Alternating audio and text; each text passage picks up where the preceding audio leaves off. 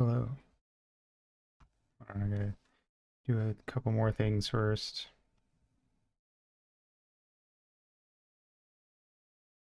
Oh yeah, I also do the same thing. I'll probably watch the speedrun of that after stream. Thank you.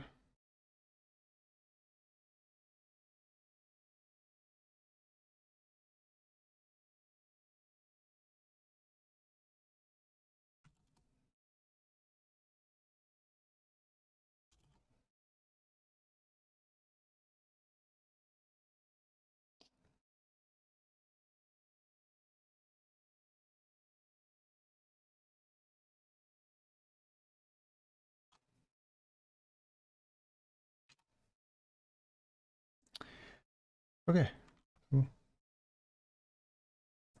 Let's go.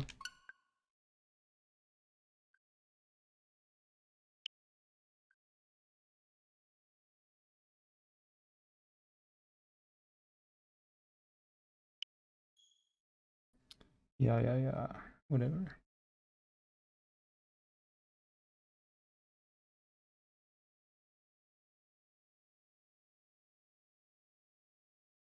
I have seen the anime for this, but I've never played the game. And I imagine there's probably some differences. Hold on, it looks like it's really loud.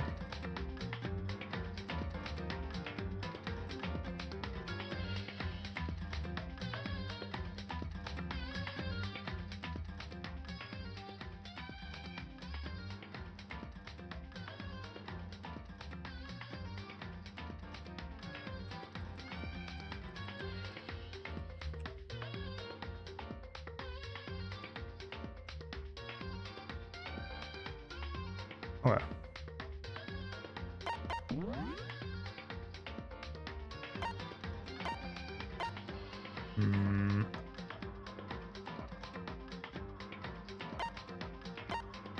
No.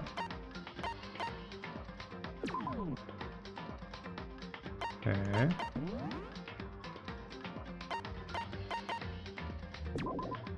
Alright. Let's go. Logic difficulty. Action difficulty. There's action? What's the action? Baby mode, I guess.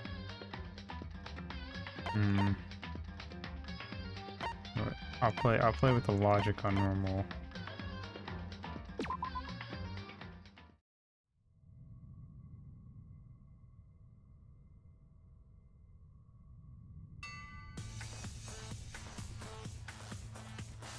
Yeah, basically. It's originally a PSP game.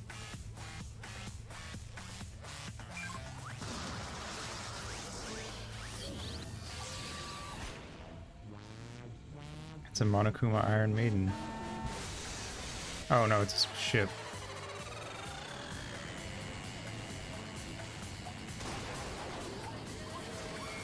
Wee, and a drill.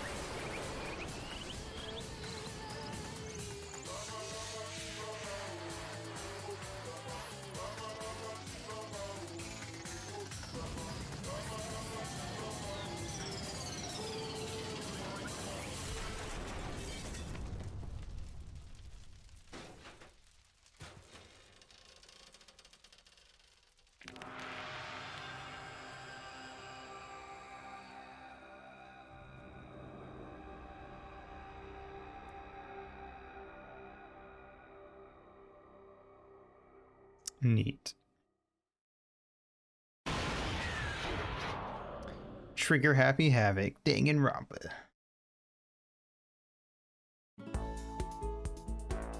The massive high school towers over all of the buildings in this bustling urban area. Like the school stands at the center of the entire world. Hope's Peak Academy brings in top students from every field imaginable. Government-funded school of privilege. They say if you come here and manage to graduate, you'll be set for life. Hundreds of years of tradition, it sends the cream of the crop into the workforce every year. It was built to raise hope in the nation's future, which makes Hope's Peak a pretty fitting name. thought there were gonna be voices. There are two things you need to attend this school. One, you have to already be attending high school. Two, you have to be the very best at what you do. No ordinary student can enroll here. The only way is if you're scouted by the school itself. And standing there at the gate of the ultimate school filled with the ultimate students was me. Before we go any farther, there we go. I guess I should introduce myself. My name's Makoto Naegi.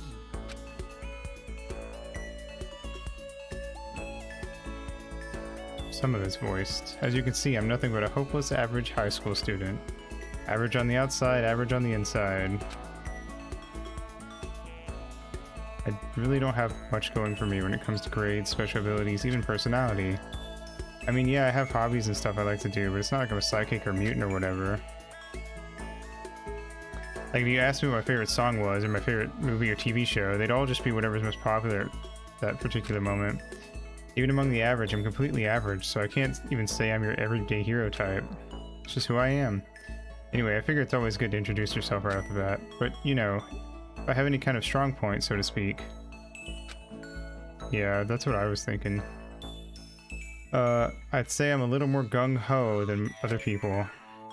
I mean, look at me, I'm completely ordinary, but still, here I am standing at the front of the anything but ordinary Hope's Peak Academy. So I can't believe I'm standing here. I wonder if someone like me can survive in a place like this. It's got this overwhelming presence, like it's trying to swallow me whole, but it's no wonder I would feel that way. What you have to understand is, well, just let me tell you about the preparation I did last night to get ready for today.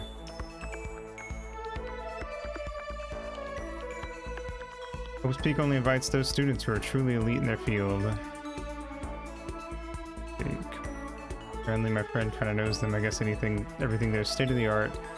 Here's Ultimate Pop Sensation is going to be going there. The Ultimate Baseball Pro is going to be there too. Anyway. Popular topic, there are threads online dedicated to talking about the school's attendees. So to prepare, I looked up some of those threads, and all I saw was talk about ultimate students who are way beyond your average high schooler. I know you. For example, one incoming student is the Ultimate Pop Sensation. Yes, she's a high school girl who's also the lead singer for a pop group famous all over the country. Also the Ultimate Baseball Star. He was the cleanup hitter for the National High School Champs. Pro teams already have their eyes on him. Nice. Then there's the Ultimate Fashionista.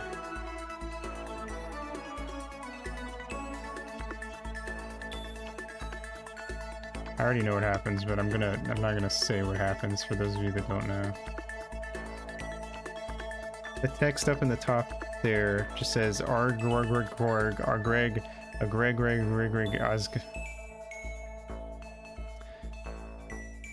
she's been on the cover of tons of fashion magazines. She's what every high school girl wants to be.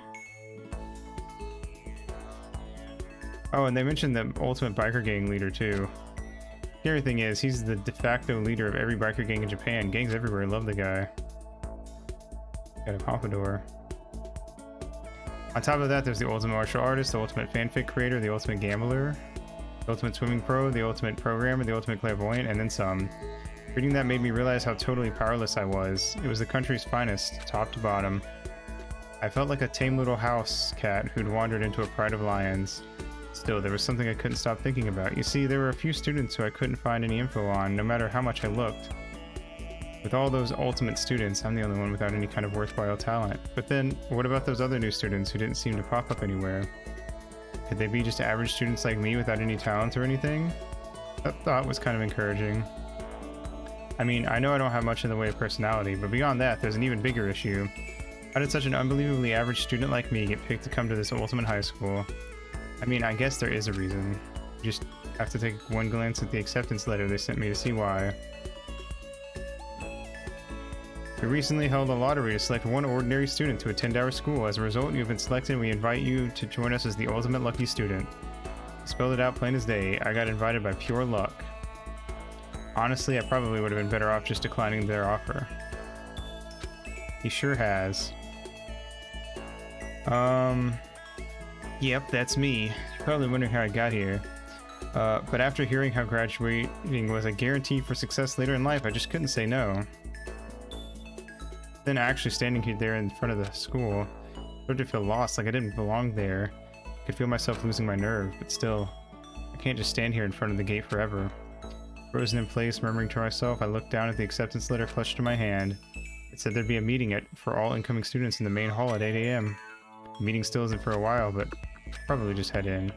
Yeah, let's do this! I gathered up all my determination and tried to act like I'd done this a million times before.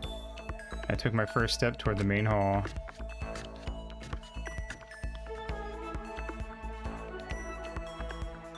This is where we're supposed to meet, right? I guess I'm the first one here. A really elegant clock in the corner. It says it's 7:10 a.m. The meeting doesn't start until 8 o'clock, so there's still a full 50 minutes left.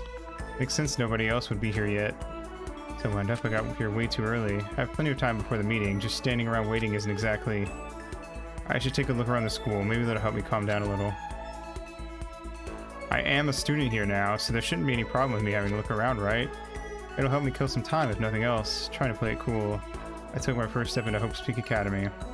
It's also my first step toward starting a new life at a new school. At least that's what I was hoping for. Whoa. What the? The instant I took that first step forward, my view became warped, twisted. It was like some kind of delusion melting away and mixing together into something else. Spinning, mixing, melting away, then spinning again. In the next moment, everything went black. That was how it all began. And how life as I knew it came to an end. At that point I should have realized the reason I was brought to Hope's Peak Academy wasn't because I had ultimate good luck. It was so I could experience ultimate despair.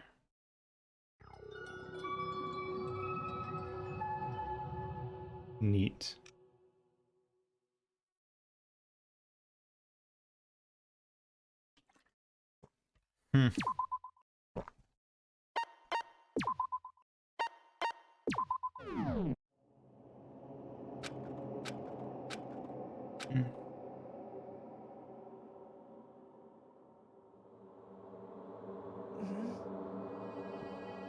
What? Where am I? I woke up with my head resting on top of a hard wooden desk. My body feels heavy. Pretty normal for me to zonk off in the middle of some boring class or whatever, but what was I doing asleep here just now? This isn't a classroom I've ever been in before. What the heck is going on?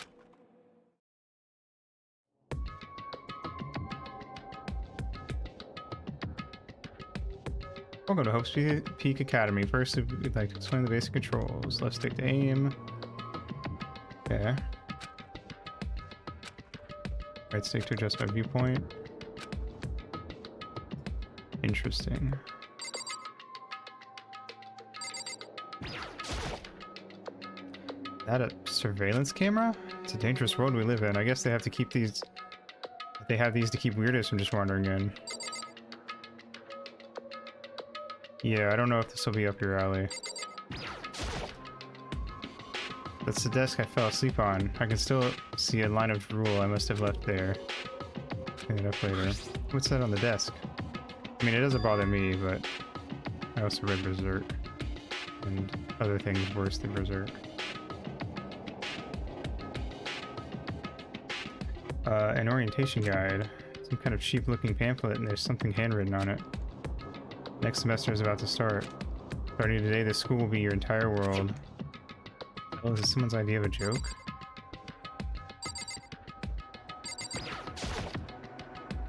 There's a TV. The school is funded by the national government, so I guess it's not that weird to have TVs in here.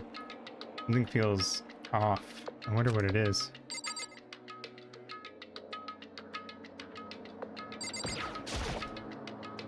Jeez, I can't believe it's already 8 o'clock. It was just after 7 when I first got here. Has it really been almost an hour since then? I feel like it's been more than that, my guy. I'll look in the classroom a little more. Okay.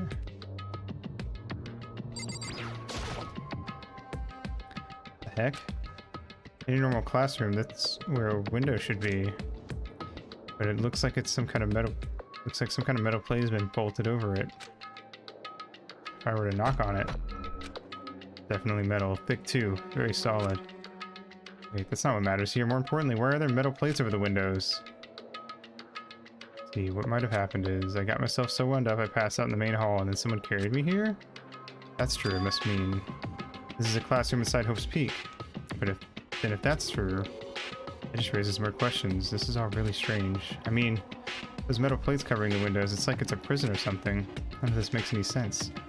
Probably head back to the main hall. It's already past the meeting time. There might be other students there now. Yes.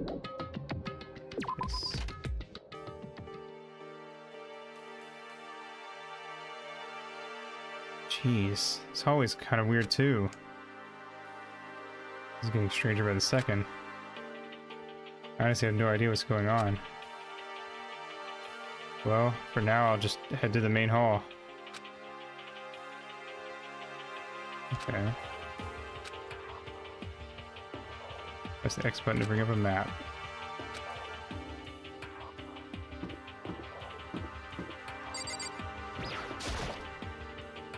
Spare hotel. This is a place for people to stay overnight, but anyway, I need to get to the main hall.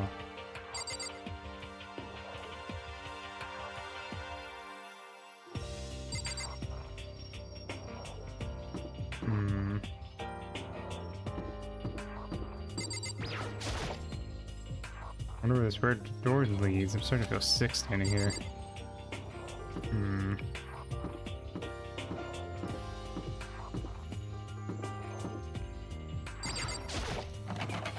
School store, I guess it's not open.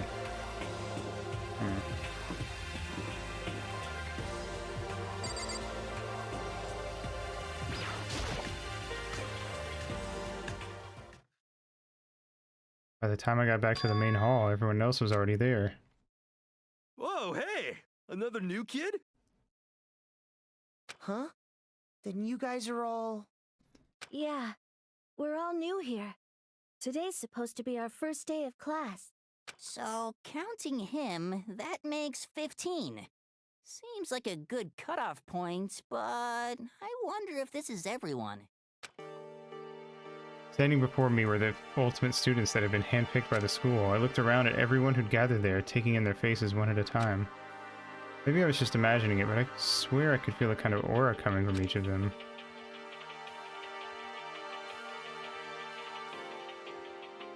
How's it going? My name's Makoto Nagi. Sorry I'm late. A bunch of stuff happened, and then all of a sudden I was just asleep. Huh? Whoa, you too? I think it's just getting curiouser and curiouser. I like you. So strange. I declare beyond a shadow of a doubt that this is a strange situation indeed. What are you talking about? I honestly have no idea what's going on right now. Got it! Just a moment. There's something else we must address. Listen to me! Makoto, your tardiness is unacceptable. Surely you were aware the meeting was to start at 8 a.m. sharp. To be late on your first day is unspeakable. I must report you, and you must accept your due punishment. What? What's your problem? It's not like he wanted to be late. He didn't have any control over it. That's right. Everyone just calm down. Listen, why don't we all go around and introduce ourselves? The hell? Now's no time for friggin' introductions. Maybe, but it may be a good at least find out who we all are before digging into the bigger problems here. I mean, how are we even supposed to talk to each other if we do not know each other's names? Yeah. That's a good point. Okay, so let's get introductions out of the way, then we can move on to whatever else. Sound good? Still totally lost, but I think it's best just to focus on getting to know each other for now. I guess this is as good a chance as I'm gonna get. I already looked everyone up on that Hope's Peak Academy thread online, but I still don't really know what kind of people they actually are. Time to find out. Start by talking to those 5 over there. Yep. Kiyotaka Ishimaru. I'm Kiyotaka Ishimaru. I believe in bold simplicity. Let's work together on our educational crusade. Ultimate moral compass.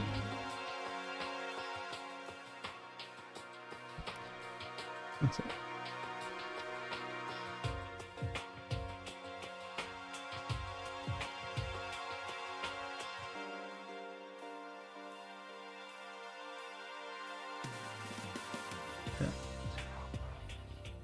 So that's Kiyotaka. According to what I saw about him on that thread, he went to a famous private school and won top honors every year. Basically a flawless honor student. He's also known for the work he's done with his community's public morals committee. They say he respects rules above all else, earning him the title of Ultimate Moral Compass. Anyway, you can call me Taka. You said your name was Makoto Naegi, right? It's a good name, a strong name. You should thank your parents for giving you such an excellent name. And to keep that name from losing its value, you must devote yourself every single day. Life is worth putting every ounce of effort into, right? Right. Guys, kind of annoying. I agree. Toko Fukawa. Not that you'll remember my name anyway, but I'm Toko Fukawa. Ultimate writing prodigy, Toko Fukawa.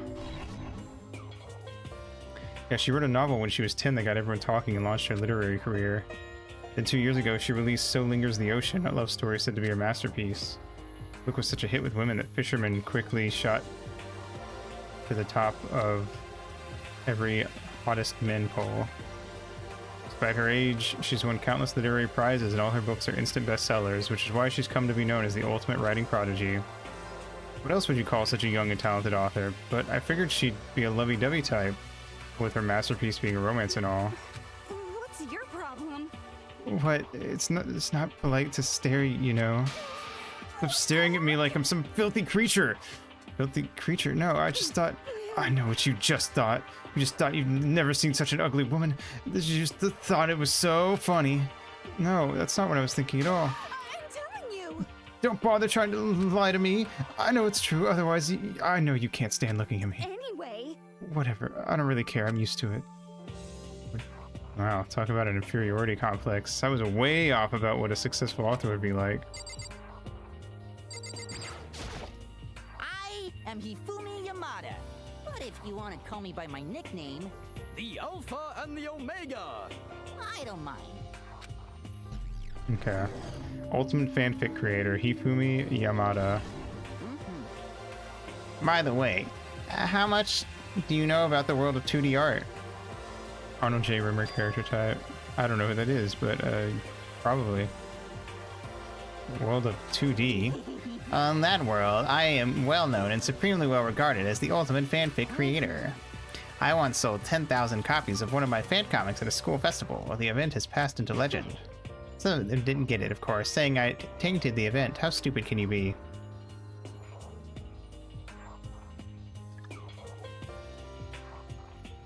It's too bad about them, but selling 10,000 copies like that is definitely pretty remarkable. However, The words of such idiots mean nothing to me. I am like Van Gogh, utterly unappreciated in my time.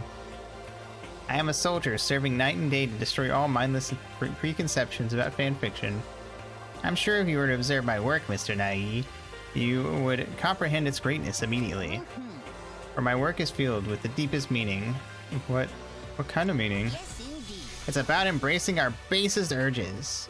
I don't think I want to comprehend it.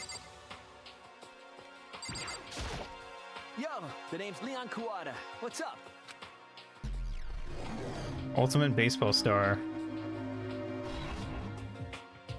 I recognize that name. He played for the National High School Champs as their cleanup hitter, the ultimate baseball star. That superb athletic specimen is... You? Seriously? Huh? What's wrong? Nothing, I'm just surprised. I figured with you being the ultimate baseball star and all. What, were you expecting some kid with a shaved head? Shaved head? No, I was just expecting more of a, you know, sporty looking traditional baseball player type. I mean, when I found that article and picture of you online, that's how you looked then. The hell is a squall? What? Aw, man, you found that picture of me playing baseball? Seriously? I hate that picture. This is not cool. This is so not cool. Seriously, I'm like mega embarrassed right now. I didn't have a choice, okay? Shaving your head like that is part of national championship regulations. But now I refuse to cut my hair, and I'm not gonna dye it back to normal either. Listen. Actually, can I be totally honest with you? No. I don't like baseball, like, at all. I've never gone to a single practice.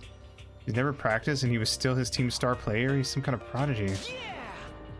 And as soon as I got accepted here, I quit baseball for good. I had my own dream for the future. A dream for the future? My only path in life is getting into music. You can feel that star quality aura I have, right? Give me a singer, so all I need is a songwriter and someone on guitar and we're set. Who is that? This new version of me that's chasing after my dream is like super cool to the max. Can't believe what I'm hearing. I never imagined I'd hear something like that from a baseball all-star. Sayaka Mizuno. Hi, I'm Sayaka Mizona. I look forward to getting to know you. Ultimate pop sensation. The way she moves is positively mesmerizing, and that pleasant scent I can't quite place. Calm down, sir. Sayaka Mizuno. When I saw her name in that thread online, frankly, I was pretty surprised. She's in a pop group famous all across the country. In fact, she's their lead singer. As the ultimate pop sensation, she's in high demand to appear on TV and in magazines everywhere. But actually, that's not the only reason I was so surprised to find out she'd be going to this school. I'm sure she doesn't remember, but... never mind. No matter how you slice it, she's really beautiful. Almost like a doll or something. They were childhood friends. I'm not a doll, you know. I'm alive. Huh? Did you hear me? I'm psychic. Huh? Kidding. I just have really good intuition. She's a sharp one. Huh? Hey, by any chance... Now what? Yeah, it must be. I'm sure of it. Just hold on. Kodo did... Jeez, you guys. How long do you plan to waste our valuable time with this ridiculous back and forth? Sorry, I just got carried away, I guess. Hear me? Self-introductions are for introducing yourself, not bumbling to a bunch of idle chit-chat. You're right. Sorry, Makoto. We'll talk about this later. Sounded like Sayaka really had something she wanted to say, but it's not like we'll ever see each other again. Like she said. Or not like we'll never see each other again. Like she said, we can talk later. I haven't talked to these five. Heya! I'm Aoi Asahina, but my friends just call me Hina. What's up? Ultimate Swimming Pro. Ai Asahina. She's been breaking records in every competition she's been in since elementary school. She's even been chosen as an upcoming Olympic cadet. She is, without a doubt, the ultimate swimming pro. The combination of her ability, appearance, and proportions has been widely discussed online. So, what was your name again? Sorry, totally forgot. Makoto Naegi. Oh yeah, I knew it was something like that. No, not something like that. It is that. Sure, got it. Here, I'll hammer it into my brain right now. Makoto Naegi. Makoto Naegi. She just kept repeating my name and moving her finger across her palm like she was writing something. What are you doing? You don't know? If you want to remember someone's name, you gotta write it in your hand 3 times. Never heard of that before in my life. Hey, by the way, how do you spell your last name? Spell it exactly like it sounds. Well, I have no idea. I'll just figure it out later and write that down. I feel like that makes more... It's more of a Japanese joke because of kanji. Anyway, glad to meet you. Sure, same here. Well, one thing I learned is she's totally easygoing and bursting with energy. Ain't the only thing bursting. Hey. Hello, nice to meet you. I'm Chihiro Fujisaki. Ultimate Programmer. Yeah, this is the path that all programmers are on right here.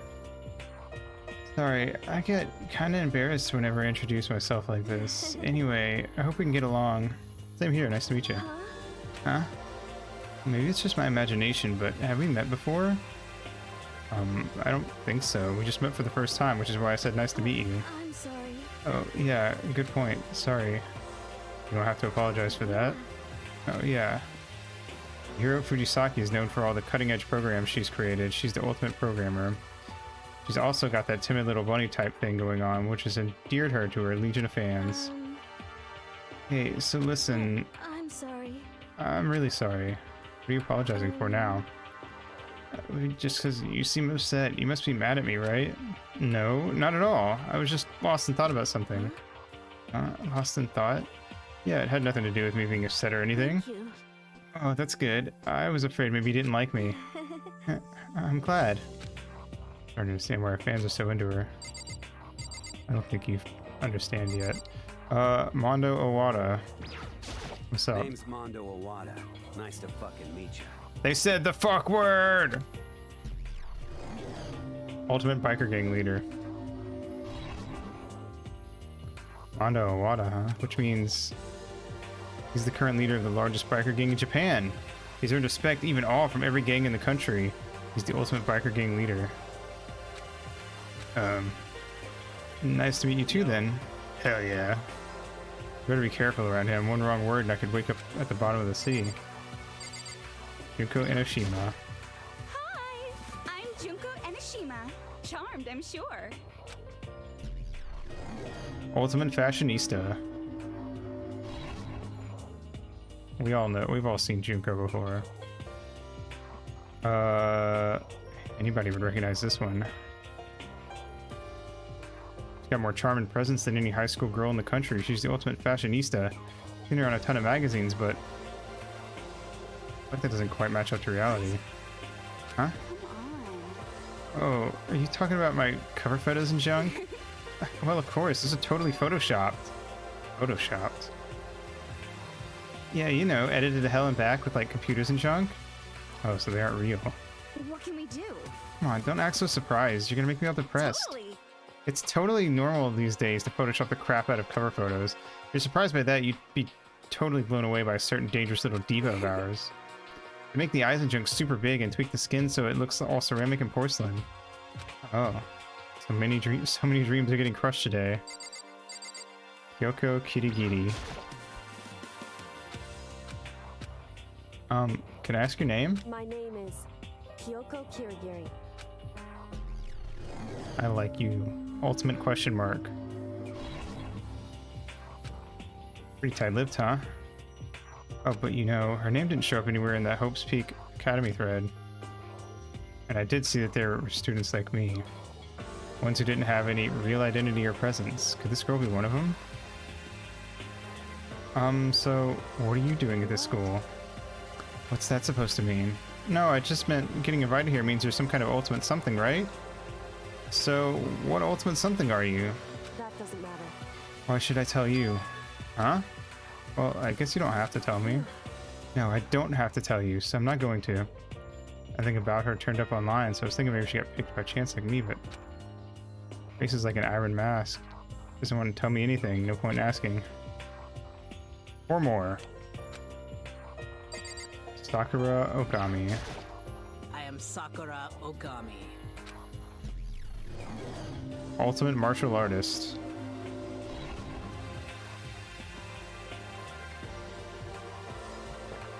Oh, jeez, I almost asked her if she was a guy. Yeah, I saw something like that. Say something like that out loud as the day I get turned into a human meatball. But now I remember, she competed in a martial arts tournament in America and won despite being a girl. What's that supposed to mean? She's the ultimate martial artist. She's fought in over 400 matches and never lost a single one. Thread also said a bit more about her. Some call her Ogre. Some even think she's the closest known relative to the primates, the famed missing link. It's mean. Any incoming Hope's Peak students who are reading this, let me warn you right now. If you value your life, avoid her at all costs. We should be best friends. Standing in front of her now, I don't think they were exaggerating about that. Hey, you. Huh, yes? Stepped to attention without even realizing it, then she started to poke and prod at my body. What are you? I see. Muscular quality and quantity is right about around that of an extremely ordinary high school student. What a shame. You're not at all fit to act as my training partner. I'm not sure that's such a shame for me. Byakuya Togami. Name's Byakuya Togami. Ultimate affluent progeny. Nemo. Hi, nice to meet you. Most half-assed introduction I've ever heard. There isn't really anything I can do about it. Even among the ultimate students, this one is special. Byakuya Togami. He's the heir apparent of his family's massive financial conglomerate. He's already started managing business operations, and his own personal assets are, well, vast. The title of Ultimate Affluent Progeny is completely accurate. He's the definition of exceptional. It's everything I learned about him from Hope's Peak Academy thread online. We're done with introductions, right? How much longer are you gonna stand there? Go away, I'm sick of looking at you. Thora says to me, you and I will never stand on the same level, like a king in training. Yasuhiro Hagakure. I'm Yasuhiro Hagakure. I can't wait for all of you to die. Take it easy, yeah? I know I will. That's not even me being mean, it's just there's all these introductions and most of you will die. I don't actually remember for sure who lives and dies. I remember some of them. Yasuhiro Hagakure, known as Supernova in the psychic community, the trend-setting ultimate clairvoyant. Honestly, I don't really get all that fortune-telling stuff. It's pretty much beyond me. Still, I can't help wondering if there's any truth to it. Could it be? Okay, I give up. What happened? Serious? I saw it. I looked right at it. Seriously, I totally saw it. Oh, what? A guardian angel with a crazy perm chasing after Bigfoot, running off with a skyfish in his mouth. And that guardian angel is your guardian angel. Nah, I'm just kidding. But hey, we should grab some brewskis sometime and get real deep into Lemuria and its civilization. What? We're not allowed to drink. We're in high school. I'm actually 21. I've been held back a few times. See, and it's a long story. A few times. Yeah, I bet that is a long story. Celeste. I do not think we have been introduced. I am Celestia Ludenberg. I'm not doing her accent. Ultimate Gambler. What is this? I actually don't remember the name of that one. Kakawaka? The gambling anime. Celestia Luden, huh? Ludenberg. It is my name. But if you don't mind, I would prefer you to call me Celeste. You are Japanese, right? Of course, why do you ask? 21? No. The one with the ladies and the boobs. You don't mind, could you tell me your real name? I don't know what you are talking about. Celestia Ludenberg is my real name. But as I mentioned, I would rather you call me Celeste. Polite but pretty forceful at the same time. I don't think she wants to say any more about it. About the MIT math students who become huge gamblers. Oh, okay. I've vaguely heard about it. I don't watch movies. I guess the rumors in that thread were right about her. Self-styled Celestia Ludenberg. She's the ultimate gambler who's never lost a bet. Other than her obvious love of gothic Lolita clothes, everything about her is wrapped in a veil of lies. They say she entered and won an underground gambling tournament, earning the title of Queen of Liars. Totally cleaned out the other players, taking their life savings and laughing as she did it. I look forward to getting to know you better. Oh boy. That smile is beyond deceptive. I better watch myself around her. I like her. And with that, all the introductions are done. Even though they're all ultimate, they each have their own individual sort of, something. Okay, time to get down to business. To defeat the Huns. This is no time to stand around making friends like a bunch of dull-eyed baboons. Oh, that's true. I think someone said something about a bigger problem or something. What was that about? Listen. Well, you see, Makoto, you said a bunch of stuff happened and then you were just asleep, right? Well, the same is true for all of us. What, seriously? I mean, seriously? Just after each of us got to the main hall, we lost consciousness. When we came to, we were somewhere here in the school. That's what happened to you, right? But that's just weird that every one of us would get knocked out like that. Piece of shit! Calm down, sir. Exactly, that's why we're all freaking out. That's not the only thing. You saw where all the windows in the classes and hallways were, right? But instead of normal glass windows, it was a bunch of big metal plates. What's that about? Are you for real? Plus, all my stuff's missing, even my cell phone. Yeah, you're right. I haven't seen my PDA anywhere either. And then there's the main hall here. The front exit is completely blocked by some giant metal hatch. But there wasn't anything like that when I first got here. Left my thermite in my other pants. Shit. That was really fucked. What the heck? What's it doing there? Maybe we got caught up in some kind of, like, you know, crime or something. Is it like... What, like a kidnapping? You think maybe someone grabbed us and hauled us off and we're not actually at school? Hey, come on. Hey, come on. Don't think like that. Cheer up. I bet this is all just part of the school's orientation procedure. Yeah, I'm sure that's it. So I'm just gonna take it easy for a little bit. Huh. Do you think they wanted to do something to surprise us? What the hell? Huh? Well, if that's all it is, it's nap time for me. I was up way too late last night, so I could use a little shut-eye. Feel everyone's tension evaporating. But then it began.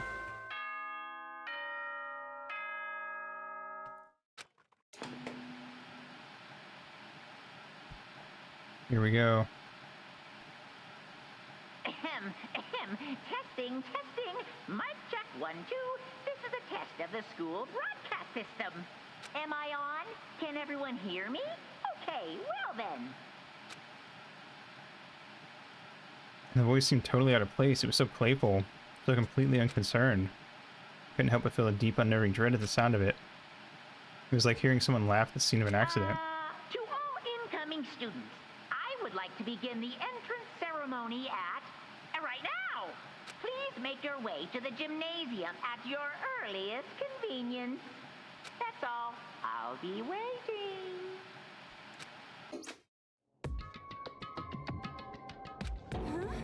What the hell was that just now? Well then, if you'll excuse me. Hey, what? You're gonna just take off like that? Oh yeah, now I get it. The whole thing was just to get us all pumped for the entrance ceremony. Thank God it was all a joke. I'd be totally freaked if this were real. Alright, guess I'll head out too. Wonder what they got planned for us next. Damn, I was totally looking forward to that nap too. Why'd they have to go and kill the mood? But wait for me, I want to go with you. That is that then, I will see you all there. Anyway. Not that anyone cares, but I'm gonna go too. Everyone took off for the gym, but I was frozen where I stood. That uneasy feeling I'd had before. Couldn't get it out of my mind. And it looked like I wasn't the only one. This doesn't seem right. This is bad. Yeah, that announcement was totally weird. However. Maybe. But just staying put doesn't mean we'll be safe. Besides, aren't you guys just a little bit curious to find out what's going on around here? We do not move forward. We learn nothing. The only choice is to push ahead. I guess she's right. But still, I'm really nervous. We don't have a choice. We have to go. They said to go to the gym, right?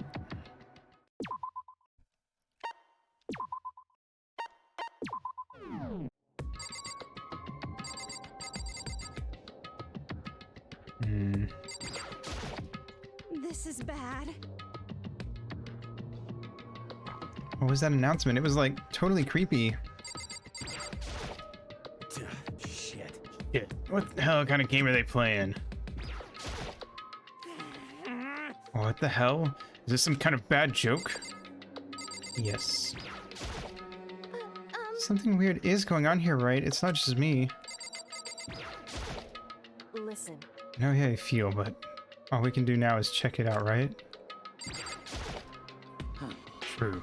We do not move forward, we learn nothing. The only choice is to push ahead. Are you okay? Is everyone okay?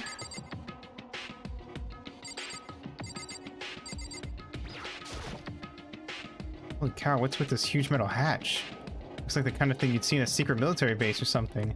This is the same main hall I was in before, right? This door definitely wasn't here then, though. Van's camera has what looks like a gun attached to it. There's no way it's a real gun, right?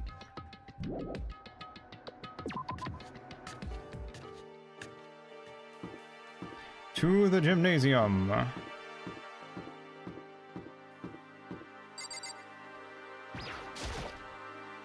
Better make my way to the gym. I wanted to see if you had anything to say. On to experiment 626's organic signal. And then he's gonna spit on me and I'm gonna fucking die. God, I had no idea that this Hope's Peak Academy place was gonna be such a pain in my balls. My big juicy balls. We really ain't that much different from the time I spent in juvie. Hell, this place is even worse. And why isn't there anyone here? Walking through the halls, I don't see a single person. This is bad. Balls. Suck my balls, Mr. Garrison. This, like, isn't that, like, seriously not good? They're just trying to spook us. They'll take those metal plates down later, I'm sure of it. All we can do now is hope for the best and prepare for the worst. Nothing ventured, nothing gained. Shit. Well, hell, it ain't like I'm scared or nothing. Let's just get this over with. Hey, where's whoever called us here? Hondo, stop, no running. I too shall go. Jesus Christ. Like a fucking pig squealing. Hey, wait, don't leave me here alone. Now for some more tutorial action, you press the X button to observe the room you're in. Observing will display what people and objects you can interact with. Sorry for that late notice. Neat. That's kind of helpful. A display case. There are all kinds of trophies and plaques inside. Of course, all the students who go here are ultimate, right? So this is probably just a tiny fraction of all their rewards.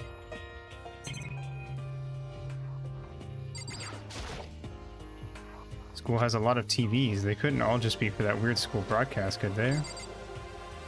Oh, Makoto. Another surveillance camera. I feel like we're being watched every second. I don't like it.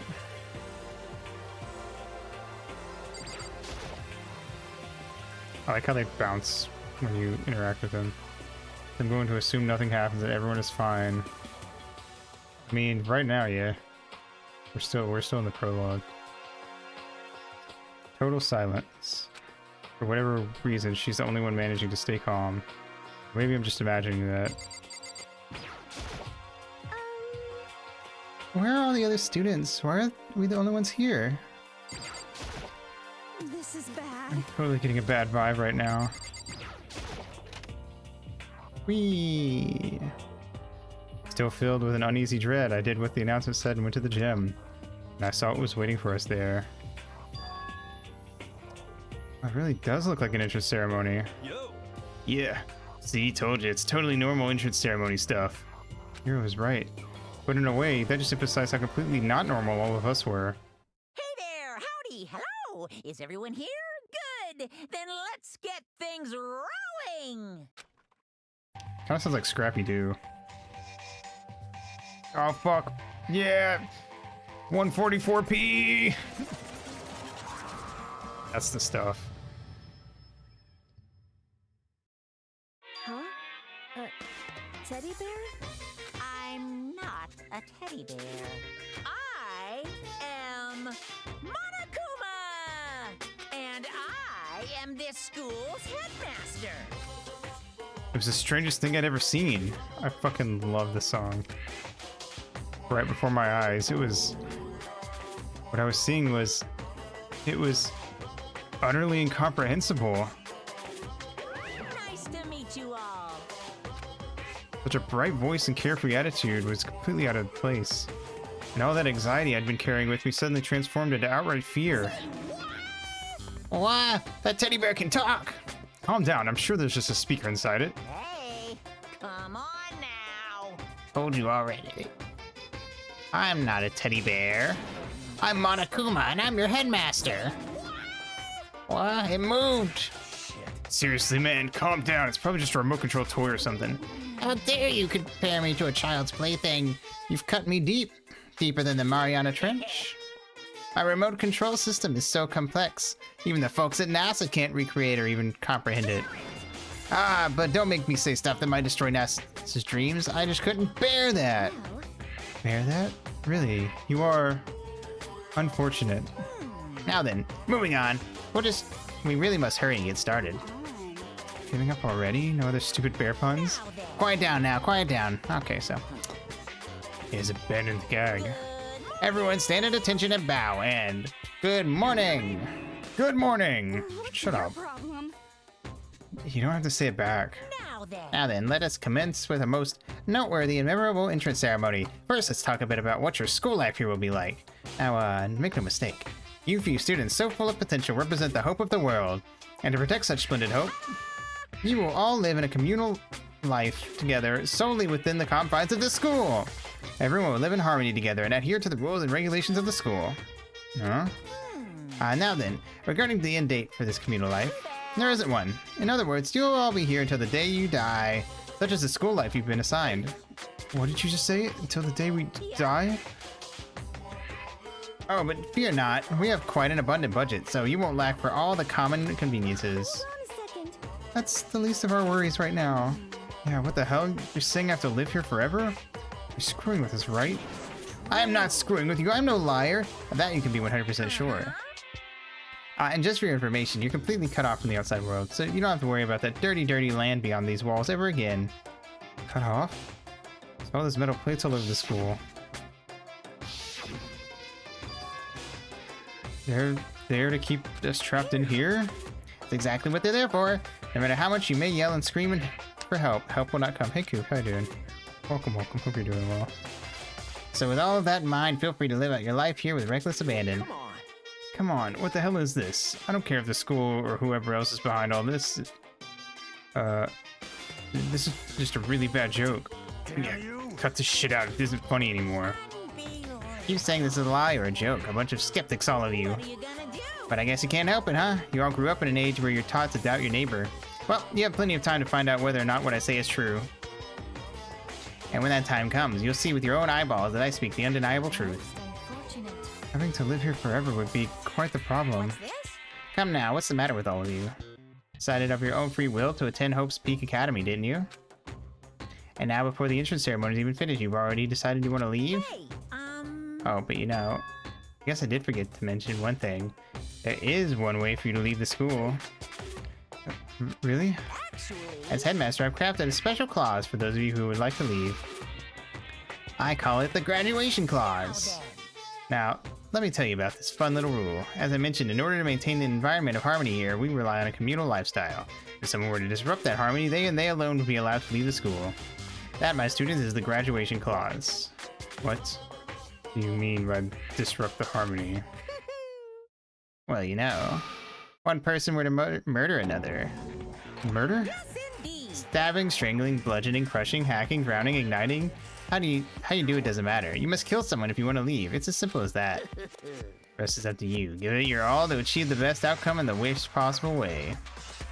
Chill shot down my spine. You must kill someone if you want to leave. As soon as I heard those words, my blood went cold. I bet that got your brain juices flowing. Beats the heck out of a human catching a salmon, huh? Like I said before, you guys are the hope of the world, but you know, taking that hope and seeing it get murdered creates a darkened shadow of despair. And I just find that so darn exciting. What the hell? What the hell are you on about? Kill each other, it's... Kill each other is to kill each other. I'm sure there's a dictionary here somewhere if you need it. We know what it means. That's not the problem. Why do we have to kill each other? Yeah, stop blabbering on with all this nonsense. Just let us go home already. Blabbering? What do you mean blabbering? Stop blabbering on about blabbering on! How strange. You guys just don't get it, do you? Let us go, let us go! You keep on saying the same thing over and over and over and over and over. Listen, from this moment on, this school is your home, your life, your world, got it? And you can kill as much as you want to kill, so go ahead, go on, go on a killing spree. Alright, come on, how long are you gonna keep this up? Eh?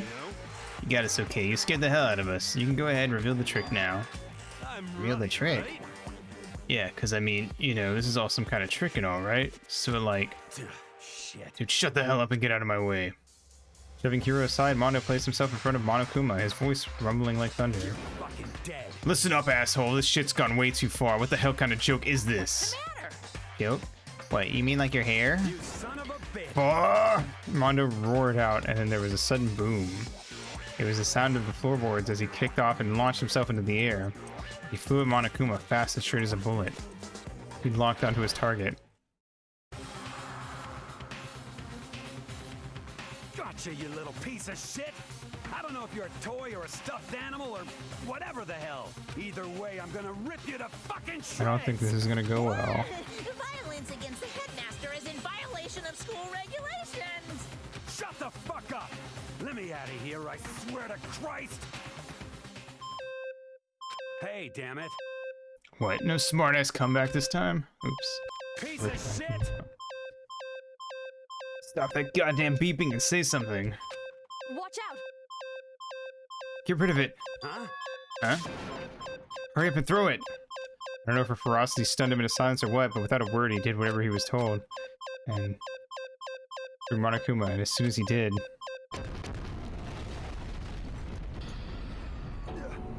The hell? What the? Sure shit wasn't a joke, it blew the hell up! There was a painful ringing in my ears and I could smell gunpowder. Explosions might happen all the time in movies or whatever, but when it's in real life, I'd never seen anything like it. But you know, this means that the teddy bear's been destroyed, right? I told you, I'm not a teddy bear, I'm Monokuma. There's another one. Son of a bitch, you seriously tried to kill me just now. Well, yes, I was serious about trying to kill you. You did violate one of the school regulations after all. I'll let you off with a warning this time, but you'd better be careful from now on. Any naughty boy or girl who violates my rules won't get off with just a little swat on the butt. This is bad. Hey, does this mean there's like a bunch more of you around somewhere? Monokumas have been placed all throughout the school, yes. Please, plus, don't forget the surveillance cameras installed everywhere. If you're caught breaking rules, well, you all just saw what happened, right? And I won't be so forgiving with my punishment next time, so don't let it happen again. It's not even punishment, that's just wrong. Now then, lastly, to commemorate your joyous entry to our school, I have a little something for you. This is our official student handbook. Pretty cool, huh? As you can see, it's fully digital, so naturally we call it the e-handbook. Yes, well, moving on. This handbook is absolutely vital to a healthy school life, so don't lose it. When you start it up, it will display your name. Always make sure you have the right one. Now, this is not your everyday notebook. It has so many more uses than that. Also, it's completely waterproof. Splash it, wash it, drown, and it'll keep on ticking. And thanks to its space-age design, it can withstand an impact force of up to 10 tons. Very resistant. Contains all of our school regulations, so make sure you review them thoroughly. Guys.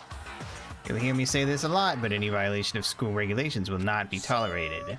Rules are strict, yes, but they also protect. Society, for example, would be utter chaos without laws.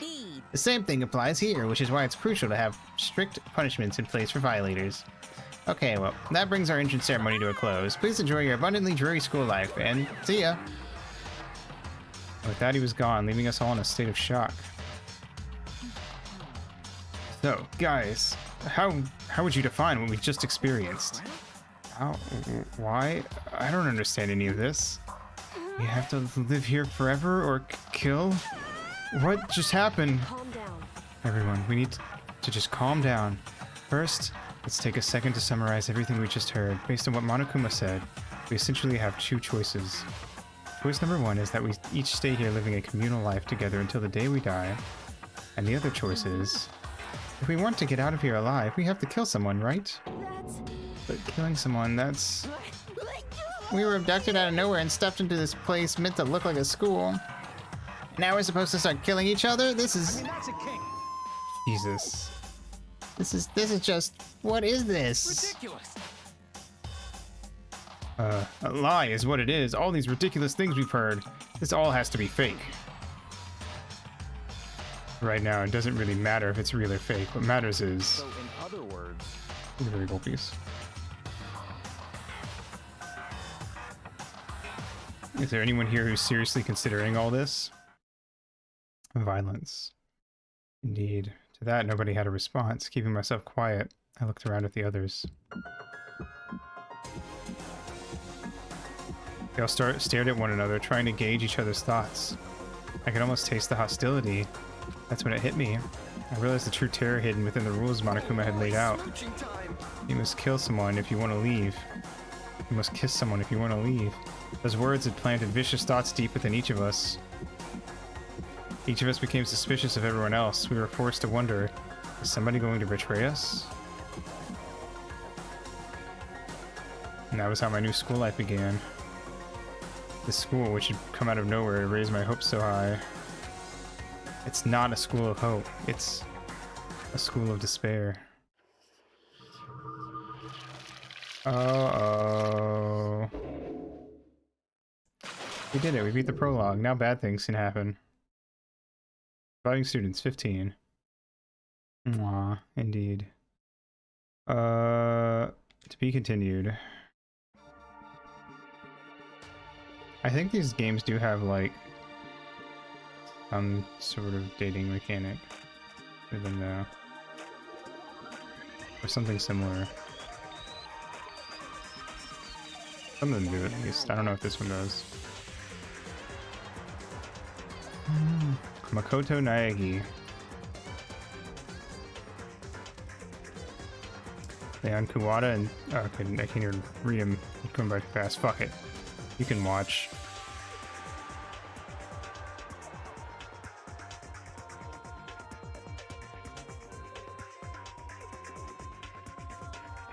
Sticks all.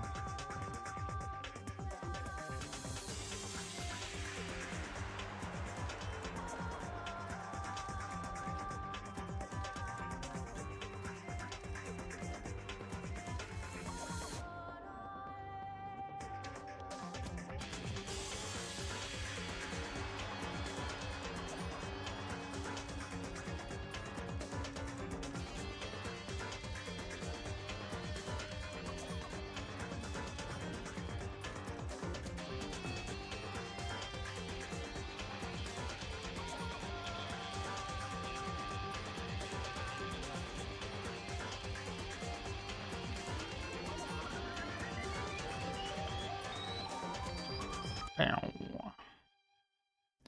Trigger Happy Havoc.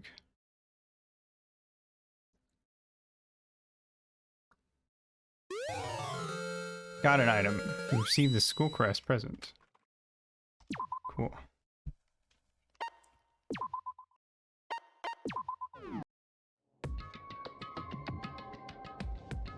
You must kill someone if you want to leave. My mind froze and my breath caught in my throat as I thought about that. I could feel a paralyzing fear slowly making its way through my body, dominating every last nerve. The air hung heavy on me, pressing down like a weight around my neck. On the sides of my neck, not on the air pipe.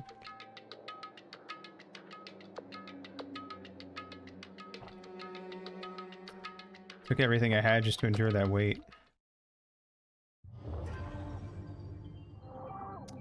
Survive daily life.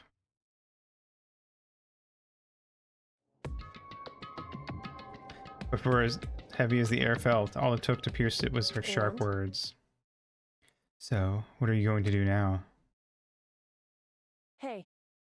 Just stand around glaring at each other? Her pointed comment was directed at everyone in the room. It helped pull us all back to reality. Right, she's right. Listen to me. Sometimes even if you're nervous or afraid, you just have to step forward. Forget such a simple fact. I can't forgive myself. I'm so ashamed. Please, someone hit me. I can't forgive myself. Someone hit me. Punish me. Calm down. You fucking masochist. Jesus, if you have time to yell about it, you have time to do something about it. Perhaps, but what is the mission exactly? Stupid. Idiot. To look for a way out. Duh. And we totally need to find whoever was controlling that stupid bear and beat the hell out of him. But before we do all that, maybe we should take a look at the handbook. It's probably best to check after school regulations Monokuma mentioned before doing anything else. Fine. True. If we stumble around with no clue what the rules are, something like that might happen again. Shit. Alright. So then... Fine. Then let's hurry up and check out the stupid rules already.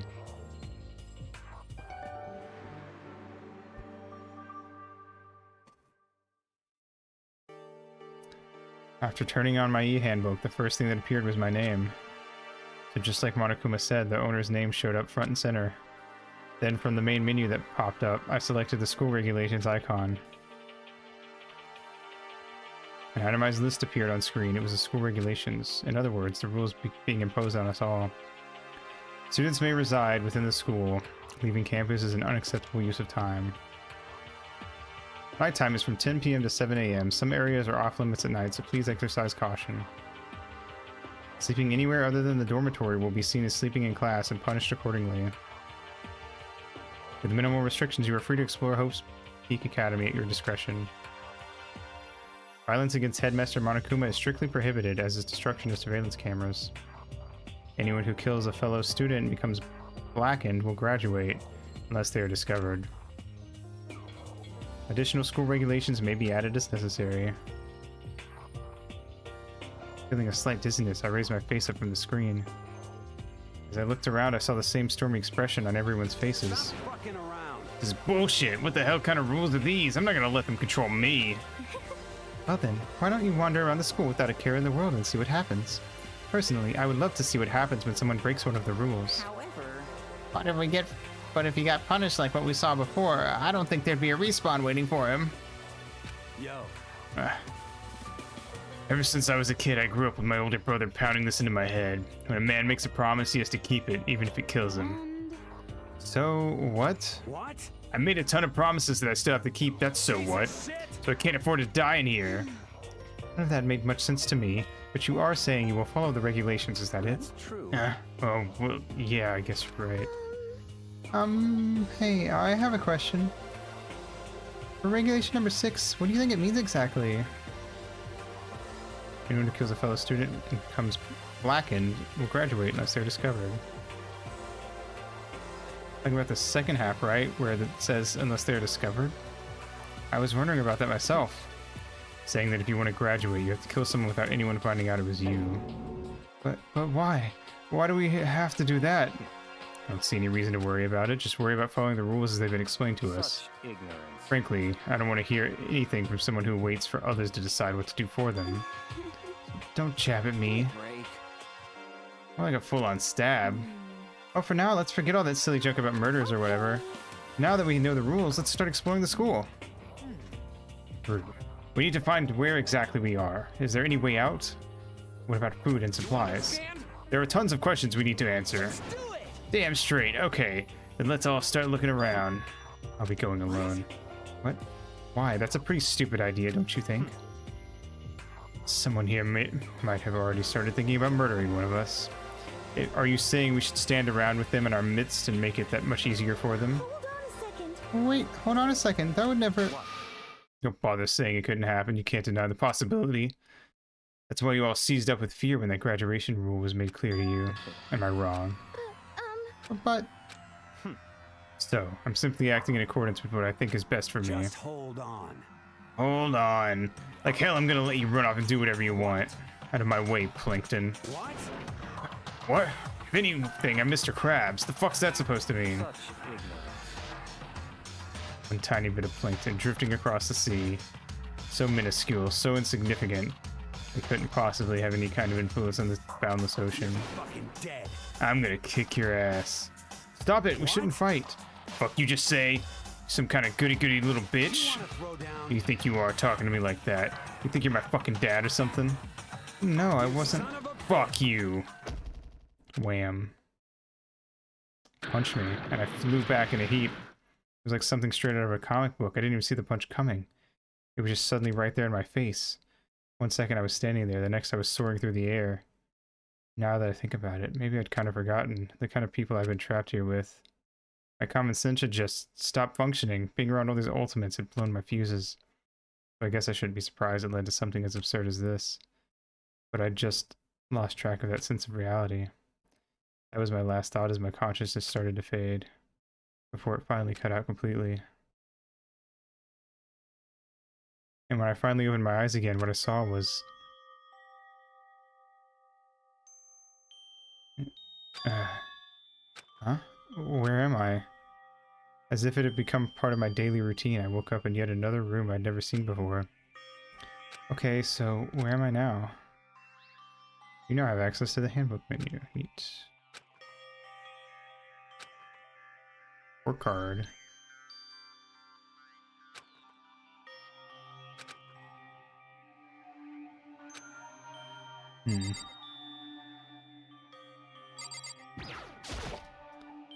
Some kind of lint roller. I guess we're supposed to clean up after ourselves. Didn't seem to be anything particularly strange about the bed. Notepad. I guess the school must have given one to each of us. Surveillance camera. I hate the idea that someone might be watching me right now. We're not allowed to mess with the camera, so I'd better make sure I don't touch it. Supposed to be the key to the room. My name's written on the keychain. Means it must be mine, right? I better hang on to it for now. Just an everyday trash can. I don't see any kind of trapdoor or hidden compartments or anything. I got a coin. Okay. The piece of paper hanging up on the wall which says... Announcement from Headmaster Monokuma. Each room's lock has been designed to completely protect against tampering or lockpicking. Remaking an individual room key is quite troublesome, so please make sure not to lose yours. Your room comes furnished with a shower, but please note that the water is turned off at nighttime. Also, the bathrooms and the girls' rooms include a lock of their own. Finally, we've prepared a small gift for each of you. For the girls, a sewing kit. For the boys, a toolkit. The sewing kit includes a map of the body's vital organs. One stab will do the job, girls. For the boys, we believe a strong blow to the head with any of the tools should be ample. Don't think, just feel, and let's all enjoy ourselves. Crumpled up the sheet of paper and threw it in the trash. Some kind of monitor. Ugh.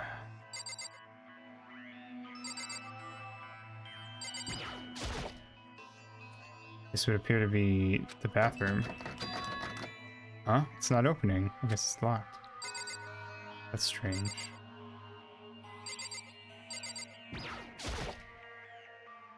Like this door leads outside. It's locked. Some of the rooms have locks, huh?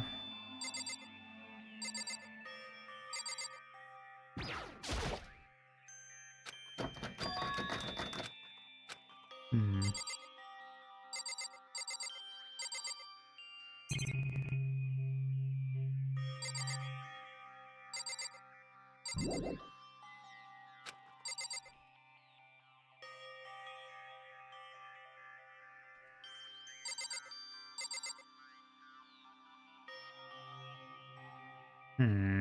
What am I missing?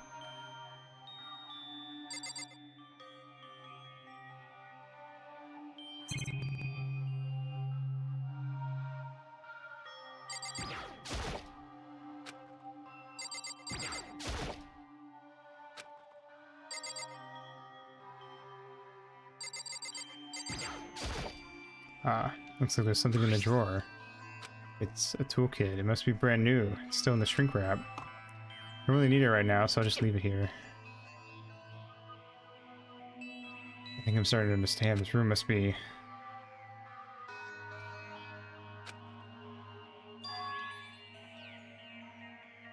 This is my assigned dorm room.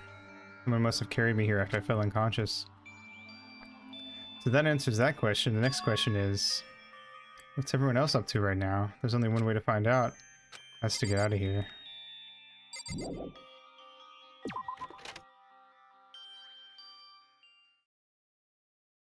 I rushed out of the room to meet up with all the others. But there was something waiting for me there. Like something out of an old TV show. Oh no. Oh, Sayaka? Sorry. Are you okay? I'm fine. I hope you're okay. Sorry about that. She had an embarrassed smile on her face. I stood up slowly. Are you okay, Sayaka? Are you hurt? Make it sound worse than it is. I'm completely fine. I know how I look, but I've actually built some pretty good muscle jumping up and down on stage. That's good then. But are you okay? You know, from when Mondo hit you. It's true. I got knocked out right there in front of everyone.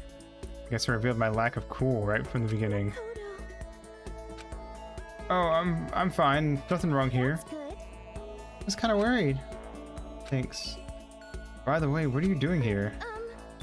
Actually, I came to get you. You came to get me. Well, if you're really feeling better, I was hoping you could come to the dining hall. Dining hall? After you got knocked out, everyone decided to go and do their own thing. We decided it would be more effective if we split up to investigate. So we agreed to get together later and talk about what we each found out. So does that mean it's almost time to get back together? That's what's going on, then of course I'll go with you. Good, I'll go on ahead and meet you at the dining hall then. Let's see. Neat.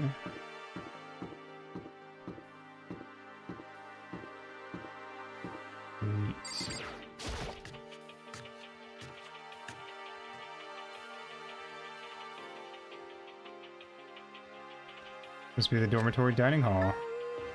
Looks pretty clean, so that's good. I guess that's not really important right now, with us being prisoners here and all. Yeah, that's true. Nobody was there waiting for us. We don't really have much choice. I guess we should just wait here for now. Okay. Just wait here. Huh? You heard that? Like I said, I'm psychic. Come on, I'm just kidding. Seriously, I just have amazing intuition. Is it really just intuition? Kind of sudden, I know, but here comes the tutorial. Right now, we'd like to talk about reactions. You're going to be talking to Sayaka, right? Well, while you're talking to her, some purple words are going to appear. Here's how they work. When purple words show up, press the X button, you'll go into reaction mode. At this point, you can use the directional buttons to make a selection, and the A button to confirm it. Also, when it comes to that dialogue, you can view whatever you've talked about to look for more info. Talking to someone about things like this is called a reaction. Do your best to enjoy your ever-important school life.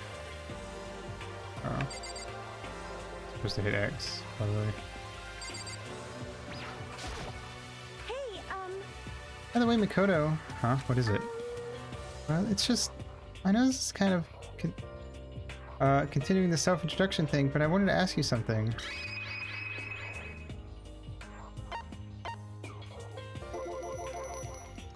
Continuing our self-introductions? Kind of got cut off before, but I had a question I wanted to ask you. Sayaka wants to ask me something? I wonder what it is. Now I'm really curious. hey,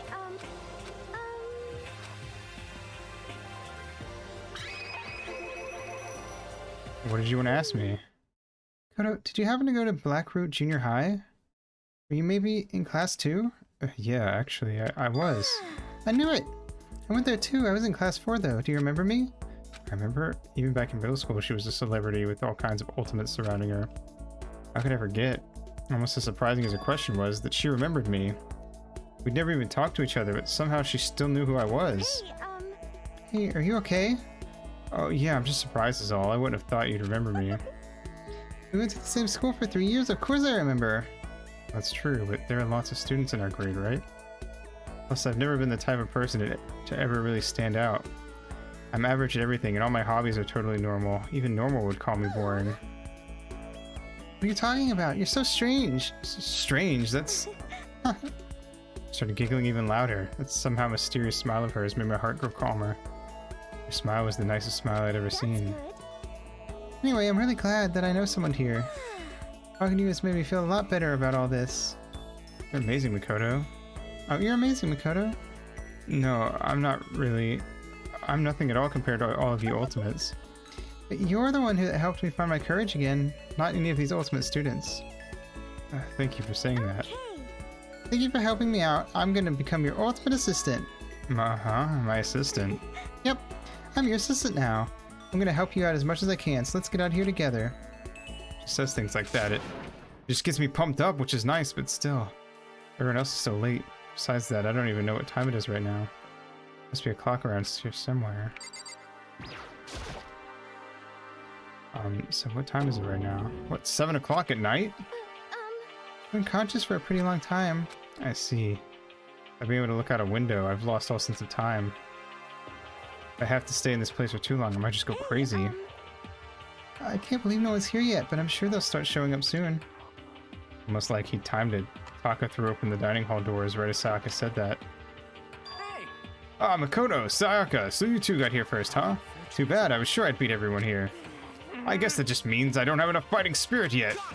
Well, I won't give up next time, I swear I'll win no matter what it takes. Justice shall always prevail. It's a bit too much, don't you think? Soon after that, everyone else came strolling in one after another. After a few minutes, everyone had gathered in the dining hall. Okay, it looks like everyone's here. Time to start the meeting. Let's all go around and share what we found out during our respective investigations. The sooner we find out what's going on, the sooner we get out of here. Hold on a sec. What are you talking about? What about, what's her name? You know, the silver-haired girl? Oh, yeah, Kyoko. What about her? She's not here. What? Took another look around the dining hall. Sure enough, she was nowhere to be seen. I wonder where she went. Has anyone seen her? But everyone just shook their heads. Wait, so nobody's seen her? Why hasn't Kyoko shown up yet? Could it be because... Yes, indeed. Yeah. If you want to leave, you gotta kill somebody. Ha ha ha ha. Is it possible? Was she really? No, I'm just overthinking things. Darn Kyoko, you're really going to be late like this on the first day of school? Not only is she late, she didn't tell anyone she would be late. The most unbecoming personality trait. You're being a real jackass right now, you know that? Well, what do you want me to do? Punctuality is everything. Now then, I declare that the first session of the Hope's Peak Academy briefing meetings has begun. Koto, actually, first of all, I've talked enough.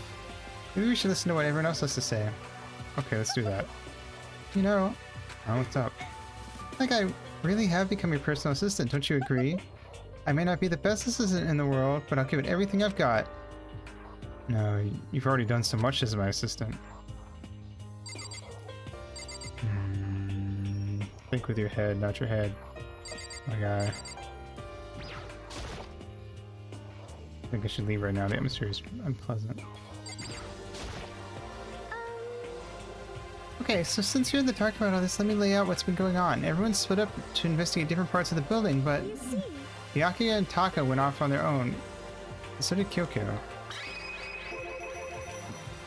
I wanted to try to find some clue as to who's responsible for imprisoning us here, but unfortunately I made no such discoveries. That's all from me. Really? That's it? If I'd uncovered anything, naturally I would have more to say, but I didn't, so I don't. Right, I understand.